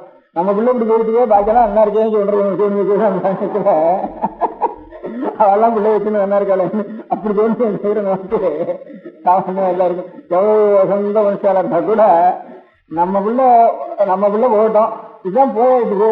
அதனால அவனுக்கும் நல்ல சேவம் கிடைக்கணும், ஊரெல்லாம் நல்லா இருக்கணும், ஊரெல்லாம் ஊர் நல்லா இருக்கணும் மாதிரி புண்ணியசாலிகள் ஆயிருந்தோம் அவருக்கு காமகரிகாரம் ஆகணும் லோகம் இருக்க அப்படின்னு ஒரு பிரார்த்திக்கமா பிரார்த்திக்கிறதுனால அது பூமின்னு சொல்றது. அந்த பூமியுடைய உள்ள பௌமன்னு பேரு பௌமாசுரன்னுட்டு அவனுக்கு நடக்காதுன்னு வருது. அந்த ஒரு புண்ணிய காலத்துல அப்பேற்பட்ட ஒரு தியாகம் பண்ணி அதுல இருந்து அந்த தியாகத்தினால ஏற்பட்ட ஒரு மகோத்சவத்தினால இந்த தீபாவளி உற்சவத்துக்கு இவ்வளவு சாதி வந்துட்டு தோணிச்சு. பகவத்கீதை எப்படி ஏற்பட்ட பகவத்கீதை எந்த மாதிரி இருந்தாச்சோ அந்த மாதிரி லோகத்துல ஒரு புத்தகம் உண்டால அப்பேற்பட்ட இடத்துல இந்த மாதிரி பெரிய வயரவிஞ்சான சமயத்துல சந்தமா லோகம் முழுக்க நல்லா இருக்கணும், புண்ணியசாலியா இருக்கணும்னு ஒரு எண்ணம், பெரிய எண்ணம் வந்து அந்த எண்ணத்தினுடைய மிக இந்த இது இப்ப ஏற்பட்ட ஒரு பெரிய தீபாவளிக்கு இவரெல்லாம் தீபாவளின்ட்டு பேர் வரத்துக்கு ஏற்பட்டு சொல்ற வழக்கம். அப்படின்னு நான் நினைச்சேன். சில வழக்கம் இல்லை, இவர் இன்னும் நானா ஊகம் பண்ணி எனக்கு ஒரு தோணி நகர்த்த எனக்காக சொல்லணும். அவ பிரார்த்திக்கிறதுனால அவள் நல்ல உயர்ந்த நல்ல அவளுக்கு ஈடான ஒரு மனோபாவம் யாருக்கும் இல்லை. அவ்வளவு உயர்ந்த மனோபாவத்தை அடைஞ்சிருந்தது இதுல இருந்து தெரியுதுன்னு நான் உறுதி வந்துருக்கு. அவ அடைஞ்சு இருக்கட்டும், நமக்கு என்ன செய்யனால கேட்டா அப்படி அவ அப்படி பிரார்த்திக்க முடியாத பிரார்த்திக்கின்ற ஒரு பெரிய மகத்துவம் உலகம் உள்ளனாலும் உள்ளளவும் வந்திருந்தானா நமக்கும் அது மாதிரி நம்முடைய சொந்த குடும்பத்திலேயோ நம்முடைய சொந்த முறையிலேயோ ஏற்பட்ட கஷ்டங்கள்லாம் பெரிய கஷ்டம் இல்லை, ஊரெல்லாம் நல்லா வாழணும் அப்படிங்கிற எண்ணம் நமக்கு நாம் மறந்து வரக்கூடாது. அதான் நமக்கு ஏற்பட்ட லாபம் இருந்து தீபாவளி எப்படிதான் ஏற்பட்டது என்ன, தனக்கு பெரிய விஷயம் இருந்தாலும் இவரெல்லாம் நல்லா இருக்கணும்னு ஒருத்தர் பிரார்த்திக்கிறதுனால இந்த விஷயம் ஏற்பட்டதுங்கிற மூலத்தை நம்ம தெரிஞ்சுக்கவானா நமக்கு கொஞ்சமாவது உரைக்கும். கஷ்டம் வர்றது சகஜம், நாம் தப்பும் பண்ணுவோம், தப்புக்கு ஒரு கஷ்டம் அனுபவிப்போம். தப்புக்கு ஒரு கஷ்டத்தை தப்பு பண்ணிட்டுக்காக ஒரு கஷ்டத்தை அனுபவிக்கிற காலத்துல அந்த தப்பு சில சமயம் நமக்கு தெரியும், சில சமயம் தெரியாம இருக்கலாம். நாம் என்ன தப்பு பண்ணினோம்னு தெரியாம இருக்கலாம். அப்பவும் சில கஷ்டம் அனுபவிப்போம். தெரிஞ்சும் நமக்கு நியாயம்தான், நம்ம இவ்வளவு பண்ணிருக்கோம், நம்ம பண்ணிருக்கிறதுக்கு இந்த கஷ்டம் நமக்கு வந்திருக்கு அப்படின்னு தெரிஞ்சும் ஒரு சமயங்கள்ல சமாதானம் பிடிச்சிக்குவோம். நம்ம ஒரு இந்த ஜென்மத்தில் நான் ஒரு பாவம் பண்ணலையே, எனக்கு இவ்வளவு கஷ்டம் வந்திருக்கு, இதுக்கு என்ன காரணம், காரணம் இல்லாமல் இருக்குது, இப்படி வரதுக்கு கொஞ்சம் கூட நியாயம் இல்லையேன்னு சில சமயம் துக்கம் விடுவோம். நமக்கு தெரிஞ்சுக்கிட்டும் தெரியாத போட்டோம், எல்லாம் நமக்கு தெரியும்னு தீர்மானம் பண்ண முடியாது. இது வரது அதுல இருந்து அந்த காரணத்துல காரணம் நமக்கு சில சமயம் தெரியாது, சில சமயம் தெரியாம இருக்குது. அப்பேற்பட்ட எத்தனை கஷ்டம் வந்தாலும் அந்த கஷ்டங்கள்லாம் நம்ம கஷ்டங்கிறது பெருசில்லை, நாம் அழிவுன்றதுக்காக மாத்திரம் போறது. அந்த க்ஷணத்துலயும் ஊரெல்லாம் நல்லா இருக்கணும்னு லோகத்துல எல்லாரும் நல்லா இருக்கணும் அப்படின்னுட்டு அந்த மாதிரி ஒரு மனப்பான்மை வளரணுங்கிறதுக்காகத்தான் இப்ப ஏற்பட்ட மகோத்சவத்தை மூலம் இருக்கு. நாம இதுலேருந்து எடுத்துக்க வேண்டிய மாறல் நமக்கு எத்தனை இப்ப இந்த மாதிரி ஒரு புராண கதை இருக்கிறதுக்கு காரணம் என்ன, அந்த புராண கதை எந்தக்காக நமக்கு எழுதி வைக்கணும், அந்த புராண கதையை அப்படியே லோகத்துல நடத்திட்டே வரணும் அந்த மகோத்சவத்தை அப்படின்னு எல்லாரும் பெரிய எல்லாம் சேர்ந்து இத்தனை தலைமுறையா அது வந்திருக்கிறதுக்கு காரணம் என்ன, இதான் காரணம். நமக்கு எத்தனையோ வரதான் வரும், கஷ்டங்கள் தான் ஜாஸ்தியாக வரும், மனுஷ பிறவியில சுகும்பது எப்போதான் வரும். அப்பேற்பட்ட எந்த கஷ்டம் வந்தாலும் அந்த நமக்கெல்லாம் வருது. அவ ரொம்ப பெரிய மனுஷாளுக்கு ரொம்ப பெரிய கஷ்டம் வரும், சின்ன மனுஷாளுக்கு கொஞ்சம் கொஞ்சம் கஷ்டம் வரும். இந்த மாதிரி ரொம்ப பெரிய மனுஷா எல்லாரும் அப்பேற்பட்ட இப்ப ராவணாதிகளோ எல்லாரும் அசுராளோ அப்பேற்பட்டவாளுக்கெல்லாம் ரொம்ப பெரியவா, ரொம்ப பெரியவாளுக்கு இடிச்சா ரொம்ப பெருசாதான் அவளுக்கு வரும். அதனால ரொம்ப ரொம்ப உயரமான மாடியிலேருந்து 4வது மாடியிலேருந்து ரொம்ப ஜாஸ்தியா மண்டை உடைக்கும். இங்க இருந்து ஏதோ தொண்ணூறுல இருந்து வரவனுக்கு ஏதோ கொஞ்சம் வலிக்கும், ஒரு சுருக்கிக்கும், அவ்வளவுதான் இருக்கும். அது 4 மாடியிலேருந்து வந்து ஜாஸ்தியா தான் இருக்கும் அவளுக்கு. அதனால நமக்கெல்லாம் வர கஷ்டம் பெரிய கஷ்டமே இல்லை.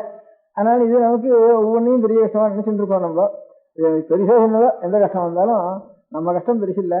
அதனால எல்லாரும் நல்லா இருக்கணும் அப்படிங்கிற மாறல நமக்கு உணர்த்துறதுக்காகத்தான் பகவான் அங்கீகரிச்சு இதுக்கு வரம் கொடுத்தாரு. இந்த சரி நீ பிரார்த்திச்ச கொடுக்காரு நான் கொடுத்தேன்னா அவனுக்கு முன்னத்துக்காக மாத்திரம் இல்லை, லோகத்துல இருக்கிற எல்லாருக்கும் இதை இது யாரானும் கோடி ஜனங்கள்ல யாரானும் கவனிச்சு பார்ப்பான். கவனிச்சு பார்த்தா இந்த மாறல அவன் எடுத்துட்டு நமக்கு இந்த மாதிரி நமக்கு எந்த கஷ்டம் வந்தாலும் அந்த கஷ்டங்கள்லாம் கஷ்டம் இல்லை, எல்லாரும் நல்லா இருக்கணும் அப்படிங்கிறது அதைத்தான் நாம் பிரார்த்திக்கணும். இன்னும் பிரார்த்திச்சுட்டா அப்புறம் இந்த கஷ்டமே எனக்கு தோணாது. இந்த கஷ்டத்துக்கு மருந்து இந்த கஷ்டத்தையே அழுதுட்டு இருந்தா நினைச்சுட்டு இருந்தா இன்னும் வளம் என்னன்றது வேட்டும் போதே போகாது. நம்ம கஷ்டம் என்ன பெருசு, இன்னும் எத்தனை ஜனங்கள் கஷ்டப்பட்டு இருக்கு, லோகத்தில் இருக்கிற கஷ்டங்கள்லாம் நிவர்த்தி ஆகட்டும் அப்படின்னு நினைச்சுவானா நம்ம கஷ்டமே மறந்து போயிடுனோக்கு நம்ம கஷ்டம் பெரிய ஹீரிங் அது. அது இல்லாம நம்ம கஷ்டம் எது வேணா இருந்து போட்டோம், ஊரெல்லாம் நல்லா இருக்கணும் அப்படிங்கிறது நமக்கு ஞாபகப்படுத்துக்காகத்தான் பகவான் அனுகிரகம் பண்ணி அப்பா நீ பிரார்த்தனை பண்றது சரின்னு அவனுக்கு மாத்திரம் அனுகிரகம் அர்த்தம் இல்லை, லோகத்துல அவங்க எல்லாருக்கும் சேர்ந்து அனுகிரகம் பண்றதுக்காகத்தான். நாமெல்லாம் நல்லா இருக்கணும், சந்தோஷம் வாழணும், விரும்பி சாப்பிடணுங்கிற மாத்திரம் இல்லை அர்த்தம். இந்த விருந்து எதுல இருந்து எந்த மூலத்துல என்ன உண்டாயிருக்கு, அவன் மாதிரி நமக்கே மனப்பான்மை வேண்டாமா. நம்முடைய வாழ்நாள்லயும் இந்த மாதிரி ஒரு எண்ணத்தை நாம் வளர்க்கணுங்கிற ஒரு அபிப்பிராயம் தான் நாம் தெரிஞ்சுக்க வேண்டிய இதுதான் பகவானுடைய சங்கல்பமா இருக்கும். அதுக்காகத்தான் இந்த உற்சவம் நடக்கட்டும்னு பகவானும் ஆக்கியா பண்ணி, கிருஷ்ண பகவான் ஆக்கியா பண்ணி லோகத்தில் நடக்கணும்னு பண்ணியிருக்காருன்னுட்டு நாம் தெரிஞ்சு கொள்ள வேண்டியது இந்த ஒரு விஷயம். அந்த மாதிரி அதுல இருந்து நமக்கு தெரிய வேண்டிய மாதிரி எவ்வளவு பெரிய கஷ்டம் வந்தாலும் அந்த கஷ்டத்தை கஷ்டம் நினைக்காம இந்த ஊர்லாம் கஷ்டப்படாத ஊருக்கு ஏதாவது கொஞ்சமாவது நம்மளால ஒரு கஷ்டத்தை நிறுத்தி பண்ண முடியாது, பகவானை பிரார்த்திப்போம் அப்படிங்கிற எண்ணம் நம்ம கையால் நம்ம நினைக்கிறதுக்காலும் மனசு பூர்வமா பகவானை பிரார்த்திச்சோம்னா நாம் பண்றதுக்காலும் இன்னும் அவளுக்கு இன்னும் கஷ்டம் தானா நிவர்த்தி ஆகும். அப்படின்ட்டு ஊர்ல எல்லாம் கஷ்டப்படாம இருக்க முடியாது. எனக்கு வந்த கஷ்டம் இருக்கட்டும், அதுதான் எனக்கு வேணும் வேண்டாம்னு நான் சொல்ல முடியாது நம்மளால. அதனால அது பகவானுக்கு தெரியும், சுகம் கொடுக்கணுமா கஷ்டம் கொடுக்கணுமாங்கிறது அவருக்கு தெரியும். அதனால அவர் எப்போ கொடுத்தாரோ அது அவருக்கு தெரியாம ஒரு காரியம் நடக்கிற, அதனால அவருக்கு தெரிஞ்சு நடக்கிற காரியம் நடத்தினால அது தப்புன்னு நான் நினைக்க வேண்டாம், கஷ்டம்னு நான் நினைக்க வேண்டாம் நம்ம அப்படின்னுட்டு அது சமாதானப்படுத்திட்டு பாக்கி எல்லாரும் கஷ்டப்படுறாலும் அந்த கஷ்டத்தை என் பிரார்த்தனைக்காக பகவான் நிறுத்தி கொண்டு அவளுடைய கஷ்டத்துக்கு கொஞ்சம் சமாதானம் பண்றதா இருந்ததுன்னா அதை காரணம் எனக்கு பெரிய க்ஷேமம் கிடையாது அப்படிங்கிற எண்ணத்தோட நாம் இருக்கணுங்கிறதுக்காக தான் இந்த தீபாவளி நமக்கு இருக்குன்னு ஒரு அபிப்பிராயம். இன்னொரு அபிப்பிராயம் கூட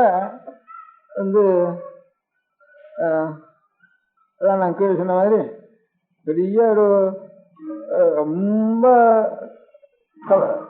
குரூரமான காரியங்களுக்கு எல்லை இல்லாம குரூரமான காரியங்கள் செஞ்சின்றவாளுக்கெல்லாம் நேர பகவானே அவளை சம்ஹாரம் பண்றாருன்னுட்டு ஒவ்வொரு சரித்திரத்திலையும் பிரகலாதனோ நரசிம்மனோ இப்ப ராமாவதாரத்திலேயோ கிருஷ்ணாவதாரத்திலேயோ இந்த 2-3 நரசிம்மாவதாரம் ராமாவதாரம் கிருஷ்ணாவதாரம் இந்த 3 அவதாரங்கள்ல தான் ரொம்ப அதிகமா சம்ஹாரம் பண்ணினதெல்லாம். அந்த மாதிரி சம்ஹாரம் பண்றதுக்கெல்லாம் ரொம்ப அக்கிரமங்கள் ரொம்ப ஜாஸ்தியா போயிட்டுதானா அப்ப ஈஸ்வரனே ஒரு அவதாரம் பண்ணி அவளை சம்ஹாரம் பண்றாங்கிற சரித்திரம் தான் நமக்கு பழைய சரித்திரம் வந்துருக்கு. அப்ப அவளை சம்ஹாரம் பண்றதுக்காக வர்றதுங்கிறது எவ்வளவு அக்கிரமம் பண்ணினாலும் நான் பண்ணதோ அக்கிரமம் எனக்கு கிடைக்கிறதோ பகவத் தரிசனம். எத்தனையோ காலத்தில் தபஸ் பண்ணினா கூட கிடைக்காது.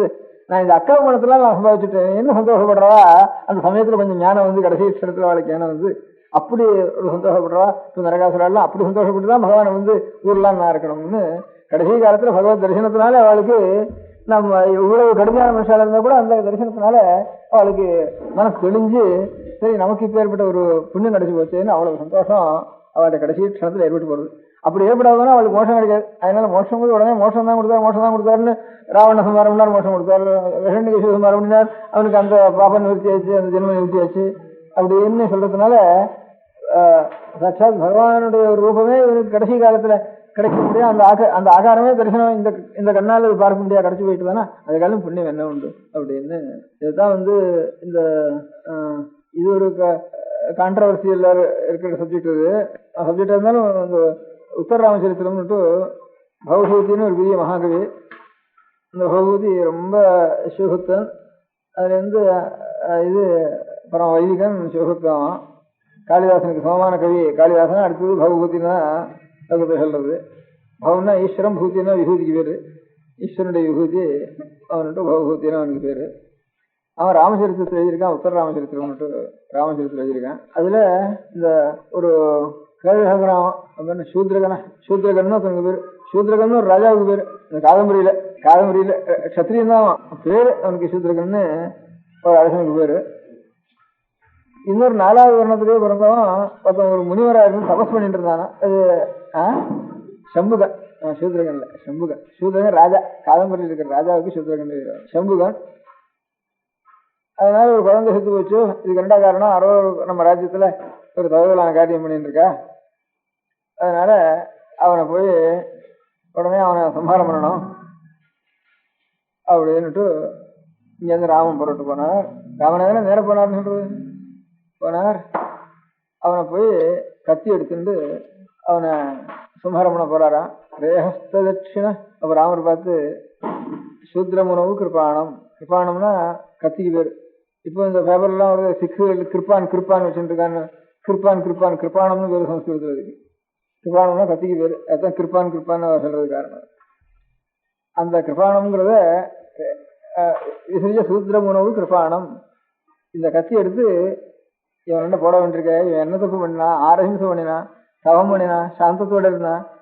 அப்படி இருக்க முடியாத ராமஸ்ய ஹஸ்தமசி உனக்கு கொஞ்சமான தன் கையே பார்த்து சொல்றார் ராமன். அந்த நாடகத்துல பகவதியினுடைய நாடகத்தை பரமசிவ ஈஸ்வர பக்தன் அவனே சொல்றான். ராமனுடைய வாக்கியத்துல வச்சு சொல்றான், இவனை போய் நான் வெட்ட போறேனே, எங்கேயாவது என் கையே நீ போய் வெட்ட போறிய, இந்த கத்தி எடுத்துட்டு கத்தி அவன் மேல போட போறிய, உனக்கு கொஞ்சமான ஈவிரக்கம் இருக்கா, இறக்கம் இருக்கா, நியாயம் இருக்கா உன்ன? அப்படி இருக்கிறப்ப என் கையே இப்படி பண்றைய அப்படின்னு ராமன் தன் கையை பார்த்து வெட்டுறப்பவே தாயை வெட்டிட்டு இருக்கிற சமயத்துல தன் கையை பார்த்து இப்படி இறக்கம் இல்லாம நீ பண்றைய அப்படின்னு. சரி, உனக்கு இறக்கம் இல்லாம இருக்கிறது நியாயம்தான், நீ இறக்கம் இல்லாதவன் தான் நீ அப்படின்னு. ஏன்ன ராமஸ்ய ஹஸ்தமசி, நீ ராமனுடைய கை, நீ அது எப்பேற்பட்ட கை ராமனுடைய கை இதுக்கு வந்து என்ன பண்ணி தெரியுமா? துர்பர கர்ப்பசின்ன சீதா விவாசன பட்டோ. நிறைய பூர்ண கர்ப்பமா இருக்க முடியாத குசலவாழ கர்ப்பத்தில் இருக்க முடியாத சீதையே யாரோ ஒரு வண்ணான் சொன்னான்னுட்டு இங்கேருந்து சரின்னு தூக்கி லட்சுமணன் கொடுத்து அழைச்சுன்னு வா அப்படின்னு அனுப்பிச்ச கையில்லையாது, போயிட்டு வான்னு காட்டின கையில்லையாது, அந்த கைக்கு இறக்கம் வந்து வர போறது. அதனால ஒரு தப்பு பண்ணாமல் இருக்க முடியாத தவமுனிவனா இருக்க முடியாத இந்த 4வது வருணத்தை பிறந்தாங்கிறதுக்காக தவமுனிவனிடத்துல ஏதோ வர்ணாசிரம சாஸ்திரத்துக்கு விரோதங்கிறதுக்காக அவனை போய் கொல்ல போறியே, ஒரு பாபம் பண்ணலையாவன் அப்படின்னுட்டு காமஸ்ய ஹஸ்தமசி துர்பர கர்ப்பகின்ன சீதா விவாசனப்பட்டோ கருணா குதஸ்தே. உனக்கு கருணைங்கிறது ஏது? இப்படிதான் சீதையை காட்டுக்கு அனுப்பிச்சோம் இல்லையா, நீ போ சொல்லி கை காட்டின கையில்லையா, காட்டின கையில்லையாது, காட்டு பக்கம் காட்டின கையில்லையாது அப்படின்னு. சரிதான், உனக்கு கருணை இல்லைதான் இல்லை, என்ன பண்றது அப்படின்ட்டு தன் கையை பார்த்து ராமர் சொல்றதா முதல்ல சொன்ன. அப்புறம் அவன் சொன்னான், இருந்து நான் தவம் பண்ணது தப்புன்னு நினைச்சுட்டுனா நீங்க வந்து என்ன வெட்டுறதுக்கு வந்திருக்கேன். நான் தவம் பண்ணது தப்புன்னா என்னுடைய அந்த காலத்துல ராமதரிசனம் கிடைக்குமா? எனக்கு எல்லாரும் தவம் பண்றது அதுக்காக தானே. அந்த காலத்துல பகவானுடைய தரிசனம் கிடைக்காதுங்கிறதுக்காக தானே எல்லாரும் தவம் பண்றது. சாட்சாத் பகவானை அவதாரம் பண்ண ஒரு இதுல அடகாரம் பண்ண ராமன் தன்னுடைய அந்த காலத்துல வருவானா அதுக்கு காரணம் என் தவம் தானே. அந்த தவம் தப்புங்கிறதுனால எப்படி தப்பாகுது அப்படின்னு அவங்க கேட்டானா இவருக்கு பதில் நாடகத்துல கல்பனை பண்றப்போ பகவதி அதனால சரி நீங்க உங்க கணக்குல பாவம் எழுதியோ புண்ணியம் ஒண்ணு எழுதிச்சோ அதுல இருந்து எனக்கு என்னுடைய பலம் கிடைச்சி வச்சு. அதனால இந்த பாவம் பண்ணதுனாலதான் எனக்கு இந்த பலமானது. மகாபுண்ணியங்கிற தவசுகளுக்கெல்லாம் கிடைக்கல. நான் வந்து ஒரு நியாயமா ஒரு ரிஷிகள் தவசுக்கு ஏற்பட்ட குளத்துல ஏற்பட்ட ரிஷிகள் இருக்காள அவள் எத்தனையோ கோடியான தவம் பண்ற கூட அவளை கிடைக்கல.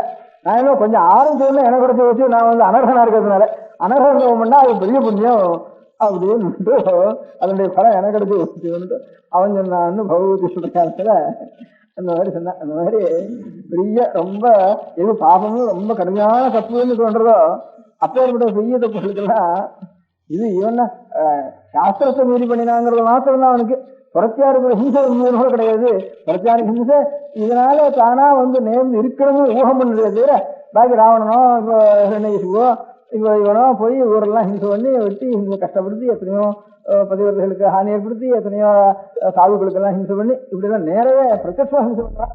எங்கேயோ ஒரு ஹிம்சை ஏற்பட்டுதானா இந்த மாதிரி ஒரு தவறு சாஸ்திர விரோதமாக நடந்ததுனால இது வந்து ஊகம் பண்ணிட்டு போய் அது தவறு தப்புன்னு அவன் மனதார ஒத்துணுக்கும் ஒன்றும் பண்ணவே இல்லை. அவன் மனசாரவே ஹிம்சை பண்ணிட்டு இருக்க முடியாத வாழ்க்கை கூட பகவானுடைய இது கடைசியில் ரொம்ப குரூரமா அப்படின்னாலும்னா அவளுடைய ரொம்ப குரூரமான காரியத்துக்கு கூட இந்த பெரிய ஒரு லாபம் வந்து கிடைச்சி போறது அப்படிங்கிறதுக்கு அதுக்கு ஒரு காரணம் ஒன்று சொல்லிட்டு இருக்கா. இந்த செம்புக்கனுடைய கதை ஒரு பக்கம் இருக்கட்டும், பாக்கி இந்த மாதிரி ரொம்ப குரூரமான காரியம் நடந்தவரோட சாட்சாத் பகவானே போய் அவளை சம்ஹாரம் பண்றதுங்கிறது இப்ப ஏற்பட்ட கடுமையான மனுஷாளுக்கு பகவானுக்கு வேற எங்கேயும் சாமானிய சக்தி உள்ளவாள் போய் அடிக்க முடியாது. அதுக்காக பகவான் அவதாரம் பண்ண வேண்டிய அவங்களுக்கு சாமானிய மனுஷால முடியாதுங்கிறது ஒரு பக்கம் இருக்கட்டும். அது அவனை இல்லாமனா சம்ஹாரம் பண்ண முடியாதுங்கிறதுக்காக பகவானை வந்து அவதாரம் பண்ணினாருங்கிறது ஒரு பக்கம் இருக்கட்டும். அவனுக்கு பலம் என்ன ஆகுதுன்னா பெரிய மகா மோட்சம் அவனுக்கு கிடைக்கிறது. இவ்வளவு தப்பு பண்ணினவனுக்கு மோட்சம் கிடைக்கலாமா? பெரிய பகவான் வரவே மோட்சம் தானே, கொடுக்கறது மோட்சம் கொடுக்கணும், நரகம் கொடுக்கட்டும். பகவானுடைய தரிசனம் கிடைக்கிறதே அவனுக்கு அதை காட்டும் பெரிய மோட்சம் கிடையாது. அப்பேற்பட்ட ஒரு பெரிய பாக்கியம் அவனுக்கு கிடைக்கலாம். ஏன்னா அதுக்குதான் சமாதானம் சொல்லி ரொம்ப ஒரு பகவானுடைய நினைவு நமக்கு நிறைய இருக்கணும். இந்த தபஸ் பண்ணி கிரந்தங்களை வாசித்து பிராணாயாமங்களை பண்ணி சத்கர்மானுஷ்டானங்களை பண்ணி எப்பவும் கண்ணால நாமோச்சாரணம் பண்ணிட்டு இப்படியே பகவான் ஞாபகமே ஒருத்தனுக்கு பகவானுடைய ஞாபகமே இருந்துட்டு இருக்குதானே. அந்த இருந்துட்டு இருக்கிறவனுக்கு எத்தனையோ ஆயிரக்கணக்கான வருஷம் அப்படி இருந்தா கூட அவ்வளவு தீவிரமா அவனுக்கு பகவானுடைய ஞாபகம் இன்னொருத்தனுக்கு இருக்கிற மாதிரி அவ்வளவு இருக்காது. எவன் பகவானை எப்ப பார்த்தாலும் விஷயண்டே இருக்கானோ, எவன் நமக்கு தேசியவன் நினைக்கிறானோ, இல்ல அவன் இல்ல இல்ல இல்ல இல்லன்னு இல்லைன்னாலும் பகவான் தான் சொல்றான் இல்ல இல்லைன்னு அவனுடைய ஞாபகம் தானே வருது அவனுக்கு. அவனுக்கு பகவானிடத்துல வெய்யறவனோ இல்லைன்னு சொல்றவனோ அவனுக்கு எவ்வளவு பகவத் ஞாபகம் வருதோ அவ்வளவு தபஸ் பண்றவனுக்கும் பகவான் ஜபம் பண்றவனுக்கும் வராது. அதனால அவ்வளவு ஞாபகம் அவனுக்கு வந்துருது. அந்த ஞாபகத்துக்கு நேரம் பலம் கொடுக்க வேண்டியிருக்கு சுவாமி. அதனால அது தகுந்த அந்த அவன் அந்த வேகத்தோட பண்றாலும் அந்த வேகத்தோட ரொம்ப அவன் உருன்னா இது புர்றது வேண்டு அவன் அடிக்க வேண்டியிருக்கு. அப்படி போனாதான் அவனுக்கு ஒரு புண்ணியமானது கிடைக்கிறது. அப்படி புண்ணியம் கிடைச்சவங்க நரகாசுரம் எல்லாரும் தீபாவளியில திருப்பி திருப்பி கொள்ளை இங்கே வர வேண்டியிருக்கு. என்ன அப்பேற்பட்ட ஒரு பாக்கியம் கிடைச்சி ரொம்ப கடுமையா தேசபக்தின்னு அது சொல்ற வழக்கம். அது பயமா இருந்தாலும் பகவான் இடத்துல பயமா இருந்தாலும் அது புண்ணியம் அவனுக்கு. பயத்தினாலேயாவது நினைவு வரும், தேசத்தினாலேயாவது நினைவு வரும். நினைவு ஆழ்ந்த நினைவு பிரேமையினால வர நினைவை காட்டிலும் தேசத்தினால ரொம்ப சீக்கிரம் ஒரு 10 வருஷத்துல பிரேம பக்தியினால வர நினைவை காட்டிலும் ஒரு 4 நாள்ல தேசத்தினால அவ்வளவு நினைவு இவனுக்கு உண்டாயிடும். அப்படி என்ன சொல்ற வழக்கம். இதுதான் இன்னொரு விஸ்வாந்தம். இது பக்தியும் இல்லை, பயமும் இல்லை, துவேஷமும் இல்லை. வேற ஒன்னால பகவானுடைய கனவு இருந்தது, நரசிம்ம சுவாமியுடைய கனவு இருந்தது அப்படின்னு ஒரு சரித்திரத்துல எழுதியிருக்கு. பக்தியும் இல்லை, துவேஷமும் இல்லை, பகவானிடத்துல பயமும் இல்லை. இந்த 3ம் இல்லாம நிறைய பக்தி பண்ணி தேசம் பண்ணிண்டு அல்லது பக்தியோ அல்லது துவேஷமோ அல்லது பயமோ இது எல்லாத்தையும் காட்டிலும் அதிகமான அனுகிரகம் ஒருத்தனுக்கு கிடைச்சி வச்சுன்னு இன்னொரு கதை உண்டு. 4வது விஷயம் நான் சொல்றது. பகவானுக்குள்ள பயத்தினால சுவாமி மோட்சம் கிடைச்சாலும் அதிகமாக திருஷ்டாந்தம் கதை கிடையாது. பக்திக்கும் தேசத்துக்கும் தான் கதை ஜாஸ்தியா இருக்கு. நம்ம ஆதி ஆச்சாரியாளுடைய ஆதி பகவத்பாதாளுடைய ஒரு சரித்திரத்துல சங்கர விஜயங்கள்ல சில சங்கர விஜயத்துல ஒரு கதை ஒண்ணு போட்டிருக்கு. அந்த கதையில ஒரு கிரகசன்னுட்டு ஒரு காபாரிகம் மாதிரி அதனுடைய விசேஷம், காபாரிக விசேஷம். அவன் ஒரு மதத்துக்கு ஒரு ஆச்சாரியனா இருந்தான் அந்த காலத்துல, ஆச்சாரியால் திகேஜம் பண்ற காலத்துல. அந்த மாதிரி இருக்க முடியாத ஒரு மதத்து அவளுடைய மதத்தினுடைய சம்பிரதாயம் அந்த காலத்துல எப்படின்னு கேட்டா, ஈஸ்வரன் எப்படி எலும்புனால மாலை போட்டு இருக்காரோ அந்த மாதிரி நாமும் எலும்பு மாலையும் போட்டுக்கணும். அவர் எப்படி கபாலத்தை கையில் எழுந்திருக்காரோ நாமும் அதே மாதிரி வேஷத்தை போட்டுருந்து ஜட்டையை போட்டுருந்து ஸ்மசானத்துக்கு உண்டான வீதி உடம்பு முழுக்க போட்டுருந்து அந்த ஸ்மசானத்துல இங்கே மண்டவோடு இருக்கிறதுதான அந்த மண்டபத்தை கையில் எடுத்துட்டு அதில் எடுத்துட்டு பிச்சை எழுந்தணும். அந்த பிச்சையை ஏற்பட்ட பிச்சையா இருக்கணும், ஏன்னா மாம்சத்தினுடைய பிச்சையா இருக்கணும். கையில கபாலத்தை எழுந்து அநேகமா இல்லைன்னா இங்கேயானும் கிடைக்கலன்னா இந்த ஸ்மசானத்துக்கு உண்டான வேகும்படியான அந்த சரீர மாம்சம் இருக்கு அதை எடுத்து வந்து அங்க போய் காட்டணும், இல்ல அவனை அதை எடுத்துக்கணும். அந்த மாதிரி சிண்டாண்டத்துல போய் அதை வாங்கிக்கணும். இப்படி குரூரமான ஒரு அனுஷ்டானங்களோட சில விரதங்கள் இருந்திருக்கா. பாசுபதர், மகாவிரதி, லகுலீஸ்வர் இப்படி அந்த காலத்துல எனக்கு இருந்துருக்குன்னுட்டு கிரந்தங்களையும் நூல்களையும் பிரபந்தங்களையும் தெரிகிறது, கல்வெட்டுகள் இருந்தும் தெரிகிறது. அதனாலதான் இந்த சிறுத்தொன்று கூட பிள்ளைப்பெரு கேட்ட உடனே அவர் கொடுத்ததுக்கு காரணம், அவர் இங்க காஞ்சிபுரத்துல பல்லவரசனுடைய பரஞ்சோதி பல்ல அந்த சிறுத்தொன்றின் பேர் என்ன? பரஞ்சோதி இல்லை பத்திரிகை என்ன பேரு? இவருடைய எந்த பேருன்னா அந்த திருத்தொண்டருக்கு இந்த திருவணத்துல இருக்கா, திருவணத்துல அவர் வந்து வடக்கெல்லாம் போய் வாசாபியில போய் வாசாபி கணபதினு அங்கிருந்து வந்து பிரதிஷ்டை பண்ணி அந்த போய் ஜெயிச்சு அந்த ஊர்ல இருக்கக்கூடிய கணேச மூர்த்தியை கொண்டு வந்து ஊரு திருச்செங்காட்டாங்குடி, திருப்பூர், திருவாரூர் 3 ஊர்லயும் வாசாபி கணபதி பிரதிஷ்டை பண்ணிருக்காரு. வாசாபி கஷேத்திரத்துல இருந்து மகாகணபதி எடுத்துன்னு வந்து அங்கிருந்து அப்படி பிரார்த்திச்சுட்டு எனக்கு ஜெயம் கொடுத்தானா எங்க ஊர்ல அடிச்சுட்டு போய் உன்னை வந்து வெற்றி பூஜிக்கிறேன்னுட்டு. அப்ப திருவாரூர்ல 3 ஊர்லயும் வாசாபி கணபதி இருக்கேன். திருப்பூர், திருச்செங்காட்டாங்குடி, திருவாரூர் 3 ஊர்லயும். திருவாரூர்ல முதல்ல இப்போ இருக்கிறதுனால அங்கிருந்த வாசாபி கணபதி வச்சுட்டு வாசாபி கணபதி என்னட்டு இப்ப லோகத்துல வந்திருக்கிறது காரணம். வாசாபின்னு இப்ப பாதாமின்னு பேரு வடக்கு இருக்கிற அந்த ஊருக்கு, பாதாமின்னு ஒரு ஊர் இருக்கு. அந்த பம்பாய் பிரசிடன்சியில இருக்கு. இப்ப கர்நாடகம் பம்பாய்க்கும் அந்த எல்லையில இருக்கு. அந்த இடத்துல சாளுக்கியால்னுட்டு பெரிய ராஜ்யம் இருந்து சோழ ராஜ்யம் மாதிரி அங்க ஒரு பெரிய ராஜ்யம் கர்நாடக ராஜ்யம், கன்னட ராஜ்யம் இது. ராஷ்டிரகூட்டாலும் சாளுக்கியாலும் அந்த காலத்துல இருந்த அவளுடைய அந்த சாளுக்கியாளுடைய தான் இங்க பல்லவர்களுக்கும் ரொம்ப நாள் யுத்தம் நடந்துருந்தது. ஒவ்வொரு தலைவர்களும் யுத்தம் நடக்கும், ஒன்னே கல்யாணம் நடக்கும், ஒன்னே உறவாளி நடக்கும், ஒன்னே யுத்தம் நடக்கும். இப்படியே பல்லவாள் ராஜ்யம் நடந்தது. பல்லவாளுக்கு அப்புறம் சோழ ராஜ்யம் வந்து கூட அதே மாதிரி 500 வருஷம் வரைக்கும் இந்த சண்டையும் கல்யாணமும் விவாகத்தை சமயோரையாவே சோகத்தைன்னுட்டு விவாகம் 2 சமமா இருக்கணும், அவளுக்கு தான் அழகா இருக்கும்னுட்டு இந்த சாளுக்கியாளுக்கும் சோழாளுக்கும் சாளுக்கியாளுக்கும் பல்லவாளுக்கும் சண்டை நடந்துருந்தது. பல்லவ ராஜ்யம் இருந்த காலத்துல திருச்சிரங்காட்டிலிருந்து சோழ நாட்டில இருந்து ஒரு சேனாதிபதி இங்க இவரிடத்துல வந்து பல்லவரசனிடத்துல வந்து அந்த யுத்தத்துல போயிருந்து அந்த ராஜ்யங்கள் எல்லாம் ஜெயிச்சு அங்கெல்லாம் அங்க இருந்து சுவாமி எல்லாம் எடுத்துன்னு வந்து இங்க எல்லாம் பிரதிஷ்டை பண்ணினார். தங்க ஊர்ல ஒன்று பிரதிஷ்டை பண்ணிட்டார். வாசாபி கணபதினு அதுக்கு பேரு. அவருக்கு காரணம் இந்த வடக்கெல்லாம் அவர் படையெடுத்து போற காலத்துல அங்க இந்த காபாலிகார மகாவர்த்திகள் ரொம்ப இப்போ கூட நான் கூட சில பேர் பார்த்திருக்கேன். ஒரே நிர்வாணமா உடம்பு முழுக்க வீடு போட்டு கடை இப்படி எல்லாம் போட்டு ஸ்மசானத்திலேயே வாசம் பண்ணிட்டு கையில சூளத்தை வச்சுட்டு அப்படிலாம் சில பேர் இருக்கா. பிரயாகையில அதாவது கங்கா தீரத்துல சில பேர் பார்த்துருக்கேன்னா அந்த மாதிரி இருக்கா. ஸ்மசானத்திலேயே வாசம் பண்ணிட்டு ராத்திரி எல்லாம் ஞானம் இது பண்ணிட்டு அப்படி இருக்கேன். நீங்க பார்த்துக்கலாம் பெருகள் பார்த்துக்கீங்க. அந்த மாதிரி ஒரு வடக்கு போனத்துல அப்போ இன்னும் கொஞ்சம் கடுமையா இருந்திருக்கும் அந்த காலத்துல.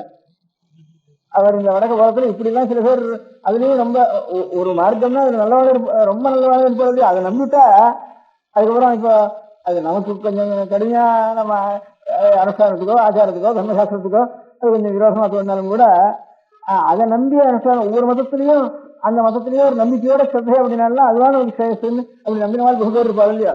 அந்த மாதிரி அதுலயே நம்பிக்கை இருக்கும். ரொம்ப நல்லவாளையும் பெரியவாளையும் இருக்கும். அப்பேற்பட்ட வாழ்கள் அநேக பேருக்கு பக்தி வந்து அவளை ஆச்சாரியாளா அடைஞ்சிட்டு அவளுக்கு அந்த சம்பிரதாயத்தை கொஞ்சம் வளர்த்து அப்படியே அநேக பேர் இருந்திருக்கான் ஒவ்வொரு காலத்திலையும். இப்போ புத்த மதம் இருந்தா அதை ஆதரிக்க ரொம்ப பேர் இருந்திருக்கா. புத்த சம்பிரதாயத்தை ஜெயின சம்பிரதாயத்தை ஆதரிக்கிறவா ரொம்ப பேர் இருந்திருக்கா. சாஸ்திர சம்பிரதாயத்தை ஆதரிக்கிறவா அநேகம் பேர் இருந்திருக்கா. இந்த மாதிரி இப்போ வீரசைவம் இருக்கு அதை ஆதரிக்கிறவா அநேகம் பேர் இருந்திருக்கா. இப்ப வீர வைஷ்ணவா இருந்தாலும் அதை அனுசரிக்கவா அநேகம் பேர் இருந்திருக்கா. அந்த மாதிரி அந்த மதத்தை அனுசரிக்கவா ரொம்ப பேர் இருந்திருக்கா அந்த காலத்துல. அது இவர் வழக்க போய் அவெல்லாம் பார்த்ததுனாலதான் யாரோ தெரிஞ்சு வந்து சுவாமியோட பரீட்சை பண்றதுக்கு வந்த காலத்துல கூட இதுதான் இந்த மாதிரி மாம்சத்தை தான் சாப்பிடுறதுன்னு ஒரு இந்த மாதிரி இப்படியான நரமாம்சத்தை தான் சாப்பிடுறதுன்னு சில மகாவிருத்திகள் இருந்திருக்காங்க அங்க. அந்த மாதிரி அதை சேர்ந்த ஒரு போல் இருக்குவர். அதனால நம்ம ஒரு மகா பெரியவர் ரொம்ப பெரியவர் ஒரு கேட்டதை நம்ம கொடுக்க வேண்டியதான். நமக்கு எதா இருந்தாலும் அது ஈஸ்வர பக்தராக இருந்தாலும் நம்ம கேட்டது கொடுக்க வேண்டியதான் அப்படி நினைச்சிருந்துதான் அவர் கொடுத்த. இதெல்லாம் ஒரு சம்பிரதாயம் இல்லாத இருந்ததுன்னா சக்குன்னு அவளுக்கு இது செய்யறதுக்கு தோணவே தோணாதுன்ட்டு ஹிஸ்டாரிக்கலா இது கொஞ்சம் இந்த புராணத்துக்கு ஒரு பலம் கட்டுறதுக்கு இந்த மாதிரி சொல்றா. வடக்கெல்லாம் அவர் போயிட்டு வந்ததுனால அங்க கொஞ்சம் காபாலிகாரத்து வந்து காத்திருக்காரு. அதனாலதான் இங்கே அந்த காபாலிகள் தான் இங்க வந்திருக்காரு. அந்த சம்பிரதாயத்தில் இருக்கிறவா அவ நம்ம கேட்கறா. அவ வந்து நரமாம்சத்தை தான் சாப்பிடுற வழக்கம். அதனால அவன் எதை கேட்டாலும் ரொம்ப பெரிய மகான்களா இருந்துச்சுன்னா ஈஸ்வர பக்தர்கள் எதை கேட்டாலும் நமக்கு பெருசு இல்லை அப்படின்னு நான் அர்ப்பணம் பண்ண வேண்டியதுதான் அப்படின்னு நினைச்சு ஒரு ஈஸ்வர பக்தரா இருக்கனால அப்படி செஞ்சாரு ஒரு கதை சொல்றது உண்டு. அந்த மாதிரி ஆச்சாரியாளுடைய காலத்துல ஒரு பெரிய இந்த காபாலிகன் பிறந்த கிரகசன்னுட்டு அவனுக்கு பேருன்னு சில சங்கரவிஜயங்கள் சொல்லியிருக்கு. அந்த கிரகசங்கரம் ஆச்சாரியால் வந்து சாந்தமாயும் ஞான பிரதானமாயும் வந்து வேதோக்தமான ஆச்சார அனுஷ்டானங்கள் சீலத்தோடையும் வேதத்தில் சொல்லிருக்கிற மார்க்கத்தோட பாக்கி தாந்திரிக மார்க்கங்களை அதிகமாக நம்ம வந்து அனுஷ்டிக்க வேண்டாம். அது கொஞ்சம் குரூரமா இருக்கும், சில இடங்கள்ல இதுவா இருக்கும். வேத விருத்தமா இருந்தானா தாந்திரிக மார்க்கங்கள் நம்ம வந்து வேதத்தை அனுசரிச்சிருந்தானா தந்திரங்கள்ல இருந்து ஆகவங்கள்ல இருந்து எது எடுக்கலாமோ அதை எடுத்துக்கலாம். ரொம்ப வேத அனுஷ்டானங்களுக்கு ரொம்ப மாறுபட்டு இருந்ததுன்னா அப்பேற்பட்டத நம்ம வந்து அதுக்கு அதிகாரிகள் வேற சாமானியமான அதிகாரிகள் இந்த காலத்துல கிடையாது அப்பேற்பட்ட அதிகாரிகளுக்கு. அதனால அதெல்லாம் நமக்கு வேண்டாம் அப்படின்னுட்டு அநேக இடங்கள்ல ரொம்ப கடுமையான தாந்திரிகமா இருக்கிற இடத்துலாம் சாந்தப்படுத்தி வைதிக முறையே ஆச்சாரியா அனுஷ்டானம் பண்ணிருக்காரு. அதிகமான ஹிம்சை இருக்கிற இடங்கள்ல எல்லாம் ஹிம்சையோ சுராபானங்களோ ரொம்ப கெடுதலான ஒரு சீலங்களோ சீலத்துக்கு தவறுதலான நடவடிக்கைகளோ இதெல்லாம் இருந்ததுன்னா ஏதோ சில புஸ்தகங்கள் எழுதியிருக்கலாம். அது சில அதிகாரிகள் இங்கேயோ இருக்கலாம். அப்பேற்பட்ட அதிகாரிகள் எத்தனையோ இங்கேயோ போட்டியில் ஒருத்தர் அந்த அதிகாரிகளோட விஷயம் தெரியாம இது நல்லது இது பிரத்யட்ச பலம் இதுல சீக்கிரம் கிடைச்சிடும்னு நினைச்சுட்டு ஆனா எங்க இதுல பிரவர்த்திக்கிறது சகஜமா இருக்கும். இந்த பாமதந்திரங்கள்ல அதெல்லாம் கூடாதுப்பா நமக்கு. அந்த அந்த அதிகாரியா நாம் இருந்தா கூட அது பண்ணாத இருந்தனால தப்பு இல்லை. வேதத்துண்ட மார்க்கத்திலேயே நம்ம பண்ணதுனால நமக்கு ஒன்றும் கெடுதல் கிடையாது. அதனால குரூரமா இருக்கிறதுல இன்னும் நாம் கெட்டு போறதுதான் அதிக வழி இருக்கணும். நான் அனதிகாரியா இருந்து அந்த வழியில போனவானா நாம் இன்னும் கெட்டு போறதுக்கு தான் அது மார்க்கம். அதனால அதெல்லாம் நமக்கு வேண்டவே வேணாம். அது கொஞ்சம் கடுமையான வழி அது. அதனால அந்த வழிக்கெல்லாம் நம்ம போக வேண்டாம் அப்படின்னு ஆச்சாரியார் கொஞ்சம் வேதத்தினால விகிதமான மார்க்கம் எதுவோ வேதங்களையும் தர்ம நூல்களாலையும் சுதிஸ்மிதிகளை சொல்லப்பட ஒரு மார்க்கத்தை அனுசரிச்சா போறோம். அதை அனுசரிச்சு ஈஸ்வரத்தை நாம் பண்ணிட்டு இருக்க வேண்டியதுதான் சரின்னுட்டு இதையே ஆச்சாரியார் கடைசியில இவ்வளவுடைய பிரயோஜனம் என்ன கேட்டா அவனிடத்துல உண்மையான அன்பு நமக்கு இருக்குதுன்னா அவனுடைய சுரூபம் தானா அவன் பிரகாசிக்கிறான். அவனுடைய சுரூபம் நம்மளையும் சாப்பிடுற சுரூபா தான் நம்மளையும் உலகமெல்லாம் அவனுடைய சுரூபம் ஆகிட்டு தானே நான்கிறது மாத்திரம் தனியா ஒண்ணு இருப்பானே இதையும் கரைச்சி விட்டு அவனை அகம்பாவம் இந்த அகங்காரத்தையும் ஈஸ்வர சுரூபத்துல கரைச்சி விட்டுவானா அப்போ சிவ ஐக்கியம் வந்துடுறது. சிவம் வேற ஜீவன் வேறங்கிற ஒரு பேதம் இல்லாம இதுவும் சேர்ந்து கரைஞ்சி விடுறது இல்லை. அப்படிங்கிற ஒரு தத்துவத்துல தத்துவ திருஷ்டியில உண்மையில கடைசியில உனக்கு திருஷ்டி இருக்கணும். அந்த உண்மையை தவிர பாக்கி இந்த உபாசனையில அனுஷ்டானத்துல இது பிரதானமா வச்சிருந்து இதுக்காக வேதோக்தமான கர்மானுஷ்டானங்களையும் சீலங்களையும் கொண்டு கொஞ்சம் கூரமான காரியங்கள்லாம் செய்ய வேண்டாம்னுட்டு இந்த உபதேசங்களே ஆச்சாரியால் பண்ணிட்டே வந்ததுனால அவள் இந்த மாதிரி கொஞ்சம் கடுமையான தாந்திரிக மார்க்கங்களுக்கெல்லாம் வர வர வர கொஞ்சம் குறைவு ஏற்பட்டது ஆச்சாரியால் காலத்துல. அப்போ அந்த கசக்கு அவன் ஒரு மதத்துக்கு ஆச்சாரியன் என்ன சொன்னாலும் ஜனங்கள் ஆச்சாரியால் சொல்றதா இவாளுக்கு மனசுக்கு நியாயமா படுறது, திருப்தியா படுறது. நம்முடைய ஒரு அனுஷ்டானங்கள்லாம் இந்த குருவமான இந்த மகாவிரதாதிகள் தான் ஜனங்களுக்கு வர வர வர இதுல நம்பிக்கை குறைஞ்சு போயிடுறது. இது என்ன பண்றதுக்கு வழி? இந்த ஆச்சாரியால தீர்த்துட்டா தான், சங்கராச்சாரியால தீர்த்துட்டா தான் நமக்கு ஆபத்து இல்லாம இருக்கும் அப்படின்னு நினைச்சுட்டு அவன் என்ன பண்ணினா, சீக்கிரத்துக்கோ ராஜராஜாக்களோ எப்பவும் ஆச்சாரியாலத்தில் 6000 சிஷ்யர், ஷட்சயஸ்திரயஸ்து சிஷ்யானாம்னு எங்க திக்விஜயம் என்றாலும் 6000 சிஷ்யர் கூடவே போயிட்டு இருப்பாளாம். அவள் ராஜராஜாக்கள் முகன்னு பின்னோட பரிவாரங்களோட எங்க ஆச்சாரியால் இருந்தாலும் பின்னோட எந்த காட்டில் இருந்தாலும் எந்த நதியில் இருந்தாலும் எந்த மலைக்கு போனாலும் கூடவே வந்துட்டு இருப்பா. இப்படி இருக்கிறப்ப இவாளை போய் நம்ம எப்படி சம்ஹாரம் பண்றதுன்னு முடியும். நம்மளால இவாளை சம்ஹாரம் முடியாதானா நம்ம மதம் பழைக்காது போல் இருக்கு. அதனால இவாளால் அடியோட போயிடும் போல் இருக்கேன் நம்ம மதம், நாமும் அந்த மதத்துக்கு ஆச்சாரியனா இருக்கோம் அப்படின்னு அவன் ரொம்ப புத்திசாலி. அதனால ஒரு யுக்தி ஒன்றும் பண்ணினான். தனியாக ஆச்சாரியால் இடத்துல இருக்கிறப்போ பக்தன் மாதிரி வந்து ரொம்ப பக்தியோட பிரார்த்தனை பண்ணி, நான் இந்த மதஸ்தான் உண்மையை சொல்லிட்டேன், நிஜமா சொல்லணும் அவள் இடத்துல இந்த மதஸ்தான், அதுக்காக நான் வந்து ஒரு கபாலி ஸ்வரூபமாக இருக்க முடியாத ஒரு சுவாமியை நான் இந்த தாந்திரிகமான ஒரு மார்க்கத்தில் உபாசிச்சுட்டு அதுக்கு ரொம்ப நாளாக உபாசிச்சுட்டு இருக்கேன். அது பெரிய ஒரு ஹோமம் ஒன்று பண்ணிட்டு இருக்கேன். அவர் எனக்கு பிரத்யட்சமாக வரேன்னு சொல்லி சொப்பனத்தில் சொல்லியிருக்க. இன்னும் ஒரு யஜ்ஞத்தை ஹோமத்தை பண்ணினியானா அந்த ஹோமத்துக்கு ஒரு நரபலி கொடுக்கணும். இந்த நரபலிங்கிறது ஒரு சிரஸை எடுத்து அறுத்து கொடுக்கணும். அதுக்கு ஹோமம் பண்ணணும். அந்த சிரஸ் ஆறா இருக்கணும்னு கேட்டால் அஷ்டமாசித்தியோடு பெற்ற யோகியா இருக்கணும், இல்லை அஷ்டைஸ்வர சம்பந்தனான ஒரு சாம்ராஜ்ய பட்டாபிஷேகமான சக்கரவர்த்தியா இருக்கணும். சக்கரவர்த்தி இடத்துல போய் கேட்டோம்னா நினைக்கிறதுக்குள்ள எந்த அளவு போயிடும். அதனால தாங்களோ மகாபரோபகாரி, உங்களுக்கு தாங்கிற சரீராசிமானமே கிடையாது. அதனால இது பிரத்யட்சம் லோகம் முழுக்க தெரியும். அதனால எனக்கு என்னுடைய ஈஸ்வரன் என்னுடைய இஷ்ட தெய்வம் எனக்கு பிரத்யட்சம் இடத்துக்கு தங்களுக்கு கிருப்பை இருந்தானா இந்த சிரஸை நான் கேட்கறது அபசாரம் இருந்தாலும் தேவதா விஷயத்தினால கேட்கறதுனால நீங்க அதை அங்கீகரிப்பேன்னு நினைக்கிறேன். அதனால இந்த சிரஸை எனக்கு கொடுக்கணும்னுட்டு ஆச்சாரியாண்டத்தில் வந்து தனியாக நமஸ்காரம் பண்ணி அவரோட ஒத்துரும் இல்லாத சமயத்தில் இப்படியே ரொம்ப நாள் எதிர்பார்த்து பிரார்த்திச்சுட்டு அப்படி கேட்டான். வந்து நான் இது இந்த எலும்பு தலையில இதெல்லாம் ஒண்ணுக்கும் உபயோகம் இல்லைன்னு நினைச்சேன். ஒருத்தனுக்கு பெரிய லாபத்துக்கு உபயோகமா இது கிடைக்க முடியாத சந்தர்ப்பம் எனக்கு வந்துதா. என்னைக்கானு தானாவது உருண்டுதான் போக போறது, இது இங்கே கீழே போயிட போறது, இது கொடுக்குறப்போ இப்போட பிரயோஜனத்தோட ஒண்ணு கிடைக்க முடியாத சந்தர்ப்பம் எனக்கு நேர்ந்துதா அப்படின்னு ஆச்சாரியால் ரொம்ப சந்தோஷப்பட்டு. ஆனா ஒரு சமாச்சாரம், நான் பேசிட்டு இருக்கிறப்போ நீ எதாவது எடுத்தியானா ஆள் வந்துருவா, அவனுக்கு ஒன்றும் காரியம் நடக்காது. அதுக்கு நான் ஒரு யுக்தி பண்றேன். அதனால இந்த சமயத்துல வா, அந்த சமயத்தில் நான் ஒத்துரும் இல்லாம அந்த சமயத்தில் நான் வந்து என்னுடைய சரீரத்தில் எடுத்துட்டு போறதுனா அப்பவும் நான் சமாதி நிஷ்டையிலே இருக்கேன். என்ன எனக்கும் கடைசி காலத்தில் இருக்கிறது முறைக்கு எதுக்கு இருந்தாலும் அஞ்சு காலத்துல சமாதி நிஷ்டையில் இருக்கணும்னு சாஸ்திரம். அந்த முறையில் நான் இருக்கேன். உனக்கும் வேற இடத்துலையும் வர வேண்டாம்னு சொல்லிடுறேன் அந்த சமயத்துல. அதனால நீ மாத்திரம் வா, அவன் வந்தா மாத்திரம் அவனை உள்ள அனுப்புன்னு சொல்றேன். ரகசியமா வந்து சேரு. அப்போ தனியா மறைச்சி வச்சுட்டு அந்த கத்தி எடுத்து என்னுடைய சிரத்தை எடுத்துட்டியானா அப்போ நீ எடுத்துட்டு உனக்கு ஒரு தேவதா பிரசாதம் எடுக்கிறது என் தலை என்னுடைய ஒரு மாம்சம் உபயோகப்படுறதுன்னா, ஒரு அஸ்தி எலும்பு உபயோகப்படுறதுன்னா, மண்டையோடு உபயோகப்படுறதுன்னா இதை காரணம் பெரிய காரியம் உண்டா. அந்த மண்டபத்தை வச்சுட்டு அப்புறம் நான் கபாலத்தை வச்சுட்டு நான் சஞ்சாரம் பண்றேன் அப்படின்னுட்டு சொன்னேன். ரொம்ப ஆனந்தம் அப்படின்னுட்டு இப்படி உபயோகப்படுறதானே எடுத்துக்கோப்பா அப்படின்னு சொல்லிட்டு போயிட்டா. அதே மாதிரி அவன் வந்துட்டான். இவன் உட்காந்துருந்தா ஒரு நதி தீரத்துல ஒரு ஏகாந்த ஸ்தானத்துல உட்காந்துருந்த உடனே அவன் வந்து இங்க இருந்து தலையை கத்தி தலையை வெட்டுறதுக்கு ஆரம்பிச்சான். பக்கத்துல ஒரு நதி ஆரம்பிச்ச சமயத்துல ஆச்சாரியாளுடைய சிஷ்யால முக்கியமா இருக்கிறவா பத்மபாதாச்சாரியாள்ட்டு முக்கியமான ஒரு சிஷ்யா. அவளுக்கு ஆச்சாரியாளுடைய பக்திக்கு ஈடே கிடையாது, அவ்வளவு பக்தி அவளுக்கு. அதனால பத்மபாதாள்னு பேர் வந்ததுக்கே காரணம் அவளுக்கு. அவளுக்கு அந்த பத்மபாதாள்னு பேர் வந்ததுக்கு காரணம் ஆச்சாரியால் இடத்துல 2 பேர் ஸ்நானத்துக்கு போயிருந்தா கங்கையில. ஒரு நாளைக்கு கங்கையில ஆச்சாரியால் இப்படியே என்னவோ நீங்கிறாவது ஸ்நானம் பண்றாவது முன்னிட்டு கங்கையோட அக்கறைக்கு போயிட்டா. வஸ்திரத்தை வச்சுட்டு இக்கரையில இருந்தா. அக்கறையில இருந்து ஜாடை காட்டி, அப்ப நான் ஸ்நானம் பண்ணிட்டேன், ஈரவத்தோட இருக்கேன், பத்மபாதா இங்க வா வேஷ்டி எடுத்துக்கிறாங்க. திடீர்னு நினைச்ச உடனே அது நதியோ மகாபிரவாகமா போறது. ஆச்சாரியால் வேடிக்கை ஆசக்தினால நீஞ்சின்னு போற மாதிரி அப்படியே போயிட்டா.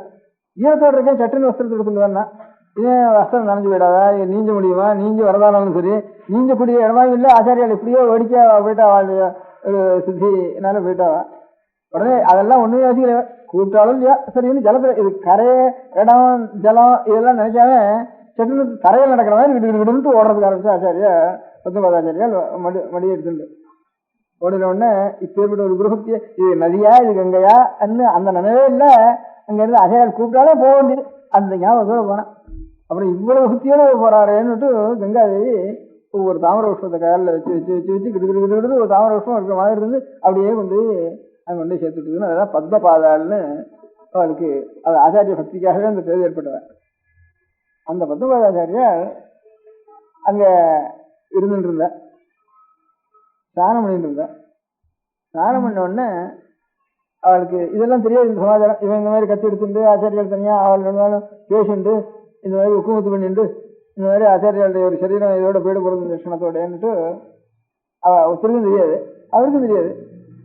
என்னமோ ஒரு ஆவேசம் வந்து அவருக்கு ஒரு ஆவேசம் வந்த உடனே அங்கேருந்து ஒவ்வொரு ஒரு சத்தம் போட்டுட்டு அங்கேருந்து ஓடி வந்தாருங்க. இவன் கத்தி எடுத்து போட போற சமயத்துல திடீர்னு வந்தா வந்து அவன் அப்படியே கிழிச்ச. இதனால கிழிச்சா என்ன சமாச்சாரம்னு தெரியாது. அப்படியே கிழிச்சு கீழே கிடக்கான். கத்தி கையில இருக்கு. அவனுடைய ஹிருதயம் அப்படியே ஹிரண்யகசிபு கிழிச்ச மாதிரி அப்படி கிழிச்சு கீழே கிடக்கான். இந்த கீழே கடந்துட்டு ஹான்னு அட்டகாசம் பண்ணிட்டு இருந்துட்டு இருக்கா. அந்த சமயத்துல ஒரே அட்டகாசம் நரசிம்மனுடைய அட்டகாசம் நடந்துட்டு இருக்கு. அப்போ ஆச்சாரியார் சமாதியெல்லாம் உட்காந்துருக்காங்க. இந்த நினைவே இல்லாமல் இருக்கணும்னு இப்போ ஏற்பட்ட ஒரு சாட்சாத் பகவானுடைய ஆவேச அட்டகாசம் கேட்ட உடனே ஆச்சாரியாளுக்கு முடிப்பு வந்த உடனே இது யாரா இருக்கான்னா இவன் கிழிச்சு கிடக்கான், கத்தியை தூக்கி கிடக்கான். இந்த பத்மபாதாச்சாரியார் வந்து ஒரு அட்டகாசம் பண்ணிட்டு தன்னுடைய நினைவு இல்லாம இப்படி இருக்கேன். இது என்னடா அது என்ன சமாச்சாரம் வந்து தெரியுதுன்ட்டு சதி சுவாமி நரசிம்மனுடைய ஒரு ஆவிர்வாவம் இங்கே ஏற்பட்டிருக்காப்புன்னு உடனே ஸ்தோத்திரம் பண்ணி உடனே சாந்தப்படுத்தி என்ன பண்ணிவிட்டேன். சரி அவருக்கு ஒன்றும் தெரியல, இப்படி ஒரு இது கிழிச்சு எடுத்து உடனே கண்ணனே வந்த உடனே சாந்தமான உடனே நமஸ்காரம் பண்ணி ஆச்சாரியன். இது என்னடா இது என்ன சமாச்சாரம், என்ன நீ பண்ணின, எனக்கு ஒன்றும் தெரியலையே. நான் இதுல என்ன நதியில வந்து ஸ்நானம் பண்ணிட்டு இருந்தேன், எனக்கு ஒன்றும் தெரியல. இங்கே பார்க்குறேன் இந்த மாதிரி எல்லாம் கிடக்கு, எனக்கு ஒன்றும் தெரியல அப்படின்னு. நீ என்ன இங்கேயாவது உபாசனை பண்ணியா, இங்கேயாவது நரசிம்மசுவாமியானே இப்போ பிரத்யட்சம் வந்தாலே இந்த அட்டகாசனாலையும் இந்த கீர்த்தனாலையும் தெரியுது. ஏன் நரசிம்மனுடைய உபாசனை எங்கேயாவது பண்ணினியானே, எங்கே பண்ணினேன், என்ன சமாச்சாரம்? நான் ஒன்றும் எனக்கு வந்து கூட ஒரு உபாசனை பண்ணலையே, ஞான மார்க்கத்தில் தானே உனக்கு இது பண்ணினேன். தத்துவ விசாரமும் ஆத்மனிஷ்டையும் அதுதானே பண்ணிட்டு இருக்கேன் நீ. அதனால தத்துவ விசாரியும் ஆத்மனிஷ்டையும் தானே இப்போ பண்ணிட்டு இருக்கேன். வேற உபாசனையா ஒரு தேவதைகளுடைய சாநித்தியம் இதெல்லாம் உனக்கு வந்ததா தெரியலையே, நீ எங்கே பண்ணினேன், இதுக்கு நீ எவ்வாறு பண்ணியிருக்கியா அப்படின்னு. இல்லையா நான் இங்கே சன்னிதானத்துக்கு நான் வந்து சேர்றதுக்கு முந்தி பால்யத்தில் எனக்கு ஆரோக்கியத்தில் நரசிம்ம மந்திரம் உபதேசம் பண்ணினா, எனக்கு அதெல்லாம் இப்போ ஒன்றும் தெரியல.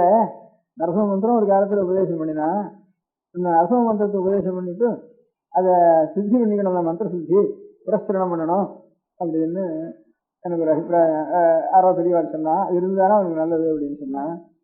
அதுக்கப்புறம் எங்கே பண்ணுறதுன்னா தனியாக இருக்க முடியாத காட்டில் போய் நீ இந்த மந்திரத்தை ஆவர்த்தி பண்ணணும், ஜபம் பண்ணணும். அந்த மாதிரி ஒரு காட்டில் இருந்து ஜபம் பண்ணினா ஏகாந்தத்தில் பண்ணினா சுவாமி வந்து பிரத்யட்சமாகிடுவார் அப்படின்ட்டு சொன்னான்.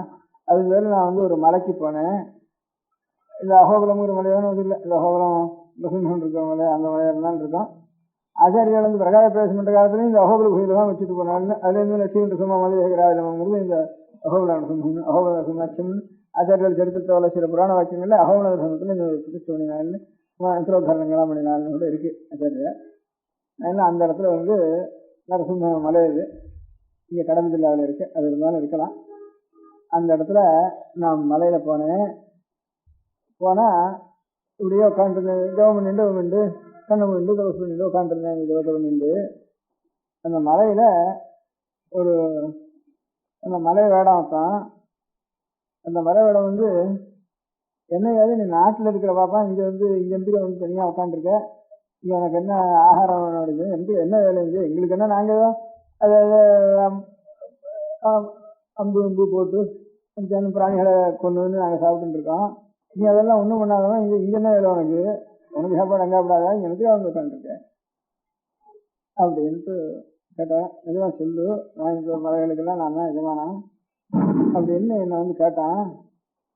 கேட்ட உடனே அப்போ நான் நரசிம்மத்தினுடைய ஒரு பிரத்யட்சமாகணும்ட்டு நேராக நரசிம்மத்தினுடைய தரிசனம் கிடைக்கணும் பார்க்கணுங்கிறதுக்காக இந்த இடத்துல போகணும்னு பெரியவெல்லாம் சொன்னான். அதனால நான் வந்து பெரியவா சரணம். அடுத்த நிகழ்ச்சி நித்திய குரு பாதுகா பூஜை. शुक्लाम्बरधरं विष्णुं शशिवर्णं चतुर्भुजं प्रसन्नवदनं ध्यायेत् सर्वविघ्नोपशान्तये। ममोपात्त समस्त दुरितक्षयद्वारा श्री परमेश्वर प्रीत्यर्थं गुरुप्रसाद सिद्ध्यर्थं गुरुप्रीत्यर्थं गुरुपादपूजाम् अद्य करिष्ये। गुरुर्ब्रह्मा गुरुर्विष्णुर्गुरुर्देवो महेश्वरः गुरुः साक्षात् परब्रह्म तस्मै श्रीगुरवे नमः। अपारकरुणासिन्धुं ज्ञानदं शान्तरूपिणं श्रीचन्द्रशेखरगुरुं प्रणमामि मुदान्वहम्। सदाशिवसमारम्भां शङ्कराचार्यमध्यमाम् अस्मदाचार्यपर्यन्तां वन्दे குருபரம்பராம். எல்லோரும் குருவை பெரிவாளை தியானம் பண்ணிண்டு அர்ச்சனை பண்ணுவோம். அஷ்டோத்திரம். பெரியவா அஷ்டோத்திரம் பல அஷ்டோத்திரங்கள் இருக்கு. அதுல எளிமையா சுலபமா எது இருக்கோ அதை நான் இப்ப சொல்றேன். எல்லோரும் இதை கேட்டுண்டே திருப்பி சொல்ல முடிஞ்சுபா சொல்லி சொல்லி பெரிவாளுக்கு பாதத்துல ஒவ்வொரு புஷ்பத்தை அர்ச்சனை பண்ணலாம். ஓம் ஸ்ரீ காஞ்சி காமகோட்டி பீடாதீஸ்வராய நமஹ. ஸ்ரீமத் சந்திரசேகரேந்திர சரஸ்வதி குருப்யோ நமஹ. சந்நியாசாஸ்ரமசிகராய நமஹ. காஷாய தண்டதாரிணே நமஹ. सर्वपीठापहारिणे नमः. स्वामिनाथ गुरवे नमः. करुणासागराय नमः. जगदाकर्षण शक्तिमते नमः. सर्वचराचर हृदयस्थाय नमः.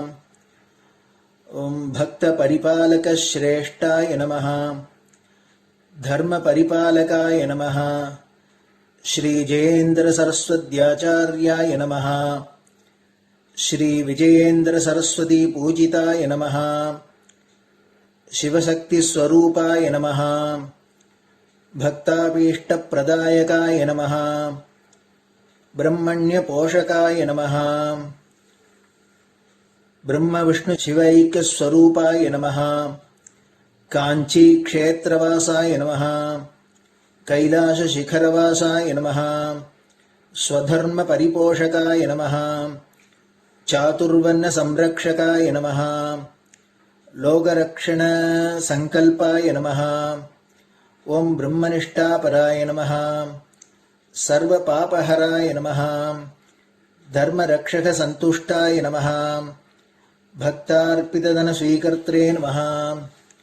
सर्वोपनिषत् सारज्ञाय नमः. सर्वशास्त्रगम्याय नमः. सर्वलोकपितामहाय नमः. भक्ताभीष्टप्रदायकाय नमः. ब्रह्मण्यपोषकाय नमः. नानाविधपुष्पार्चितपताय नमः. रुद्राक्षक्रीडधारिणे नमः. भस्मोद्धूलितविग्रहाय नमः. सर्वज्ञाय नमः. सर्वचराचरव्यापकाय नमः. अनेकशिष्यपरिपालकाय नमः. मनश्चाञ्चल्यनिवर्तकाय नमः. अभयहस्ताय नमः.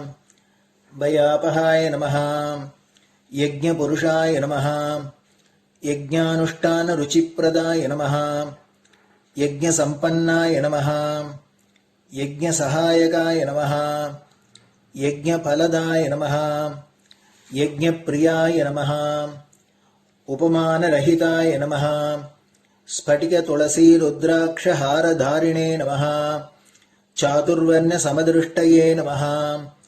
ऋग्यजुस्साम अथर्वणादिचतुर्वेदसंरक्षकाय नमः. दक्षिणामूर्तिस्वरूपाय नमः. जाग्रत्स्वप्नसुषुप्ति अवस्थातीताय नमः. कोटिसूर्यतुल्यतेजोमे शरीराय नमः. साधुसङ्गसंरक्षकाय नमः. अश्वगजगोपूजानिर्वर्तकाय नमः. गुरुपादुकपूजातुरन्तराय नमः. कनकाभिषिक्ताय नमः. स्वर्णबिल्वदलपूजिताय नमः. சர்வஜீவ மோக்ஷதாய நமः. மூகவாக்தான நிபுணாய நமः. நேத்திர தீக்ஷாதானாய நமः. द्वादशलिंग स्थापकाय नमः. गान रसप्रियाय नमः. ब्रह्मज्ञानोपदेशकाय नमः. सकलकलासिद्धिताय नमः. चातुर्वण्यपूजिताय नमः. अनेकभाषा संभाषण कोविताय नमः. अष्टसिद्धिप्रदायकाय नमः. ओम श्री शारदामठ सुस्थिताय नमः. नित्यान्नदान सुप्रीताय नमः. प्रार्थना मात्र सुलभाय नमः. पादयात्रा प्रियाय नमः. नानाविध मतपंडिताय नमः. श्रुति स्मृति पुराणज्ञाय नमः. देव यक्ष किन्नर किंपुरुष पूज्याय नमः. श्रवणानंदकर कीर्तये नमः. दर्शनानंदाय नमः. अद्वैतानंद भरिताय नमः. अव्याज करुणामूर्तये नमः. शैव वैष्णवादि मान्याय नमः. श्री शंकराचार्याय नमः. दंड कमंडलूहस्ताय नमः. वीणा मृदंग सकलवाद्य नाथस्वरूपाय नमः. रामकथा रसिकाय नमः. वेद वेदांग आगमादि सकलकला सतस्प्रवर्तकाय नमः. हृदय गुहाशयाय नमः. शतरुद्रीय वर्णितस्वरूपाय नमः. केदारेश्वरनाथाय नमः. अविद्यानाशकाय नमः. निष्कामकर्मोपदेशकाय नमः. लघुभक्तिमार्गोपदेशकाय नमः. लिंगस्वरूपाय नमः. सालग्रामसूक्ष्मस्वरूपाय नमः.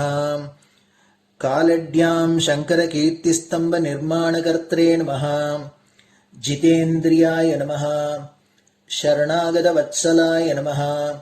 श्रीशैलशिखरवासाय नमः. डमरुकनाद विनोदाय नमः. वृषभारूढाय नमः. दुर्मदनाशकाय नमः. आभिचारिक दोषहर्त्रे नमः. मिताहाराय नमः. मृत्युविमोचकशक्त्याय नमः. श्रीचक्रार्चन तत्पराय नमः. दासानुग्रहकारकाय नमः. अनुराधा नक्षत्रजाताय नमः. सर्वलोकख्यातशीलाय नमः. वेंकटेश्वर चरणपद्म षट्पदाय नमः. श्री महात्रिपुर सुंदरी समेत श्री चंद्रमौलीश्वर पूजा प्रियाय नमः. श्रीमच्चंद्रशेखरेन्द्र सरस्वती सद्गुरु परब्रह्मणे नमः. गुरुभ्यो नमः. परमगुरुभ्यो नमः. परमेष्टिगुरुभ्यो नमः. परात्परगुरुभ्यो नमः. गुरुपरम्पराभ्यां नमः. गुरुपादुकाभ्यां नमो नमः.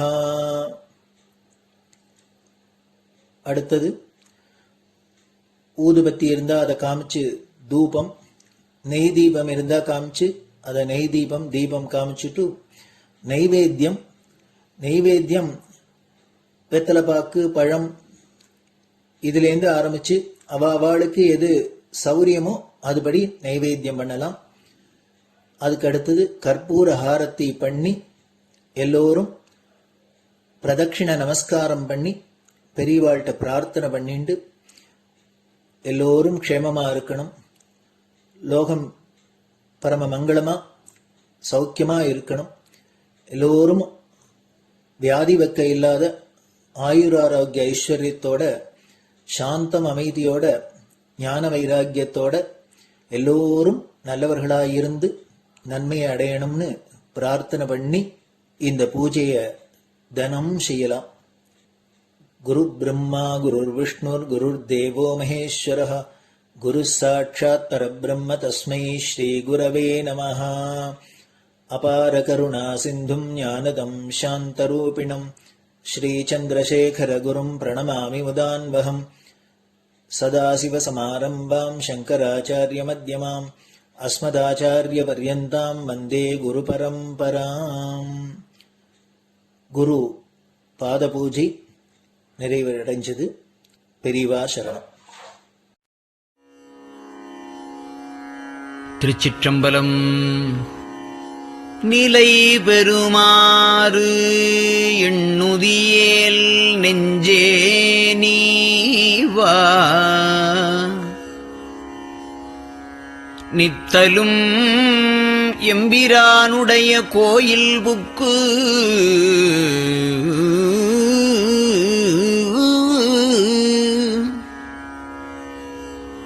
புலர்வதன் முன்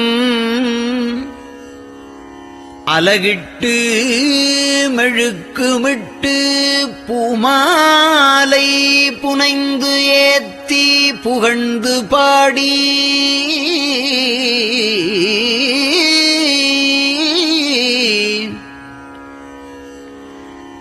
தலையாரக் கும்பிட்டு கூத்தும் ஆடி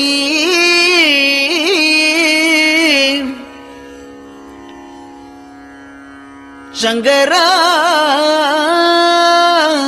ஜய போற்றி போற்றி என்றும்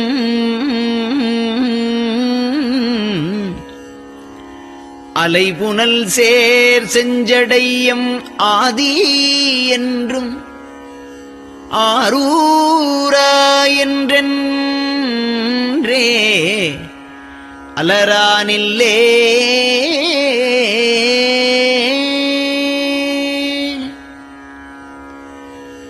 தந்தது உந்தன்னை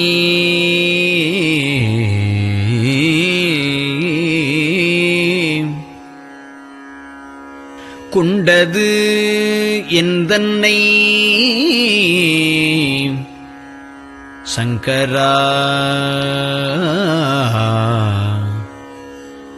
ஆர்கோலோ சதுரர் அந்தம் ஒன்றில்லா ஆனந்தம் பெற்றேன். யாது நீ பெற்றது ஒன்று என்பால் சிந்தையே கோயில் கொண்ட எம்பெருமான் திருப்பெரும் துறையுரை சிவனே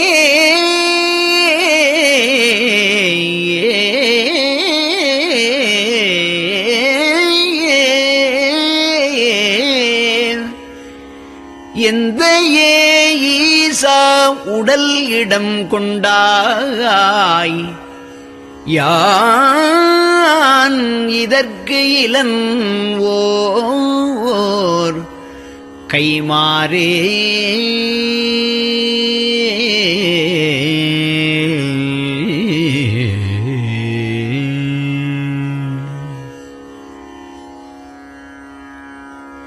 அன்னநடையார் அமுத மொழியார் அவர்கள் பயில் தில்லை தென்னன் தமிழும் இசையும் கலந்த சிற்றம்பலம் தன்னுள்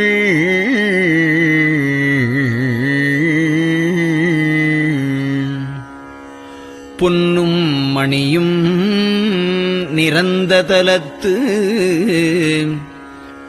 புலித்தோல் பியர்க்கிட்டு மின்னின் இடையாள் உமையாள்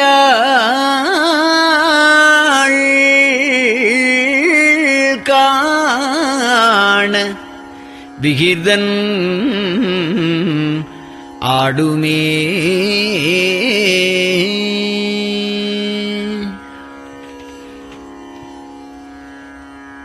நெட்டையிலா உடல் நீத்து என்னை ஆண்ட நிகரிலா வண்ணங்களும்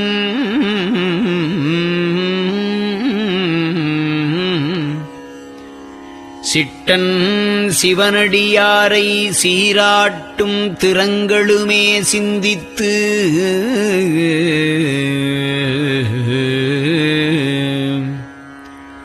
அட்டமூர்த்திக்கு என் அகம் நெகவூரும் அமிழ்தினுக்கு ஆலநீழற்பட்டனுக்கு என்னை தன்பாற்படுத்தானுக்கே பல்லாண்டு குருதுமே.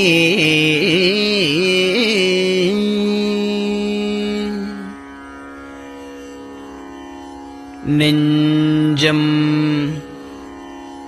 ஈசனைக் காண்பதே விரும்பி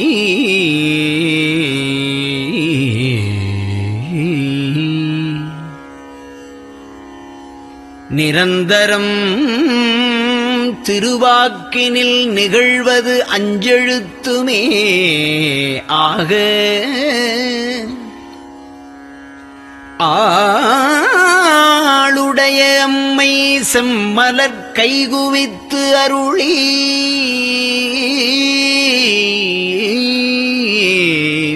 தஞ்சமாகி அரும் தவம் புரிய தரிப்பரே.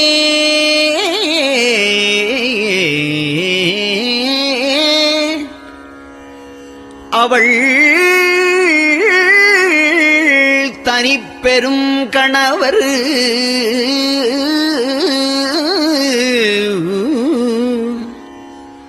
வஞ்சம் நீக்கிய மாவின் மூலத்து வந்து தோன்றினார் மலைமகள் காண.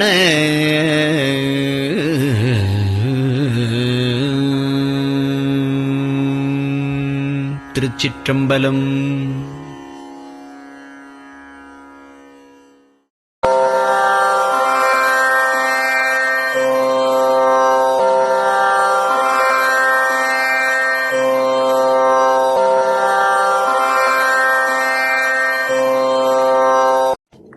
பெரியவா சரணம். பெரியவா வானொலியின் காலை நிகழ்ச்சிகள் இத்துடன் நிறைவடைகின்றன. எமது அடுத்த ஒளிபரப்பு இன்று மாலை இந்திய நேரப்படி 6 மணிக்கு துவங்கும். பெரியவா சரணம்.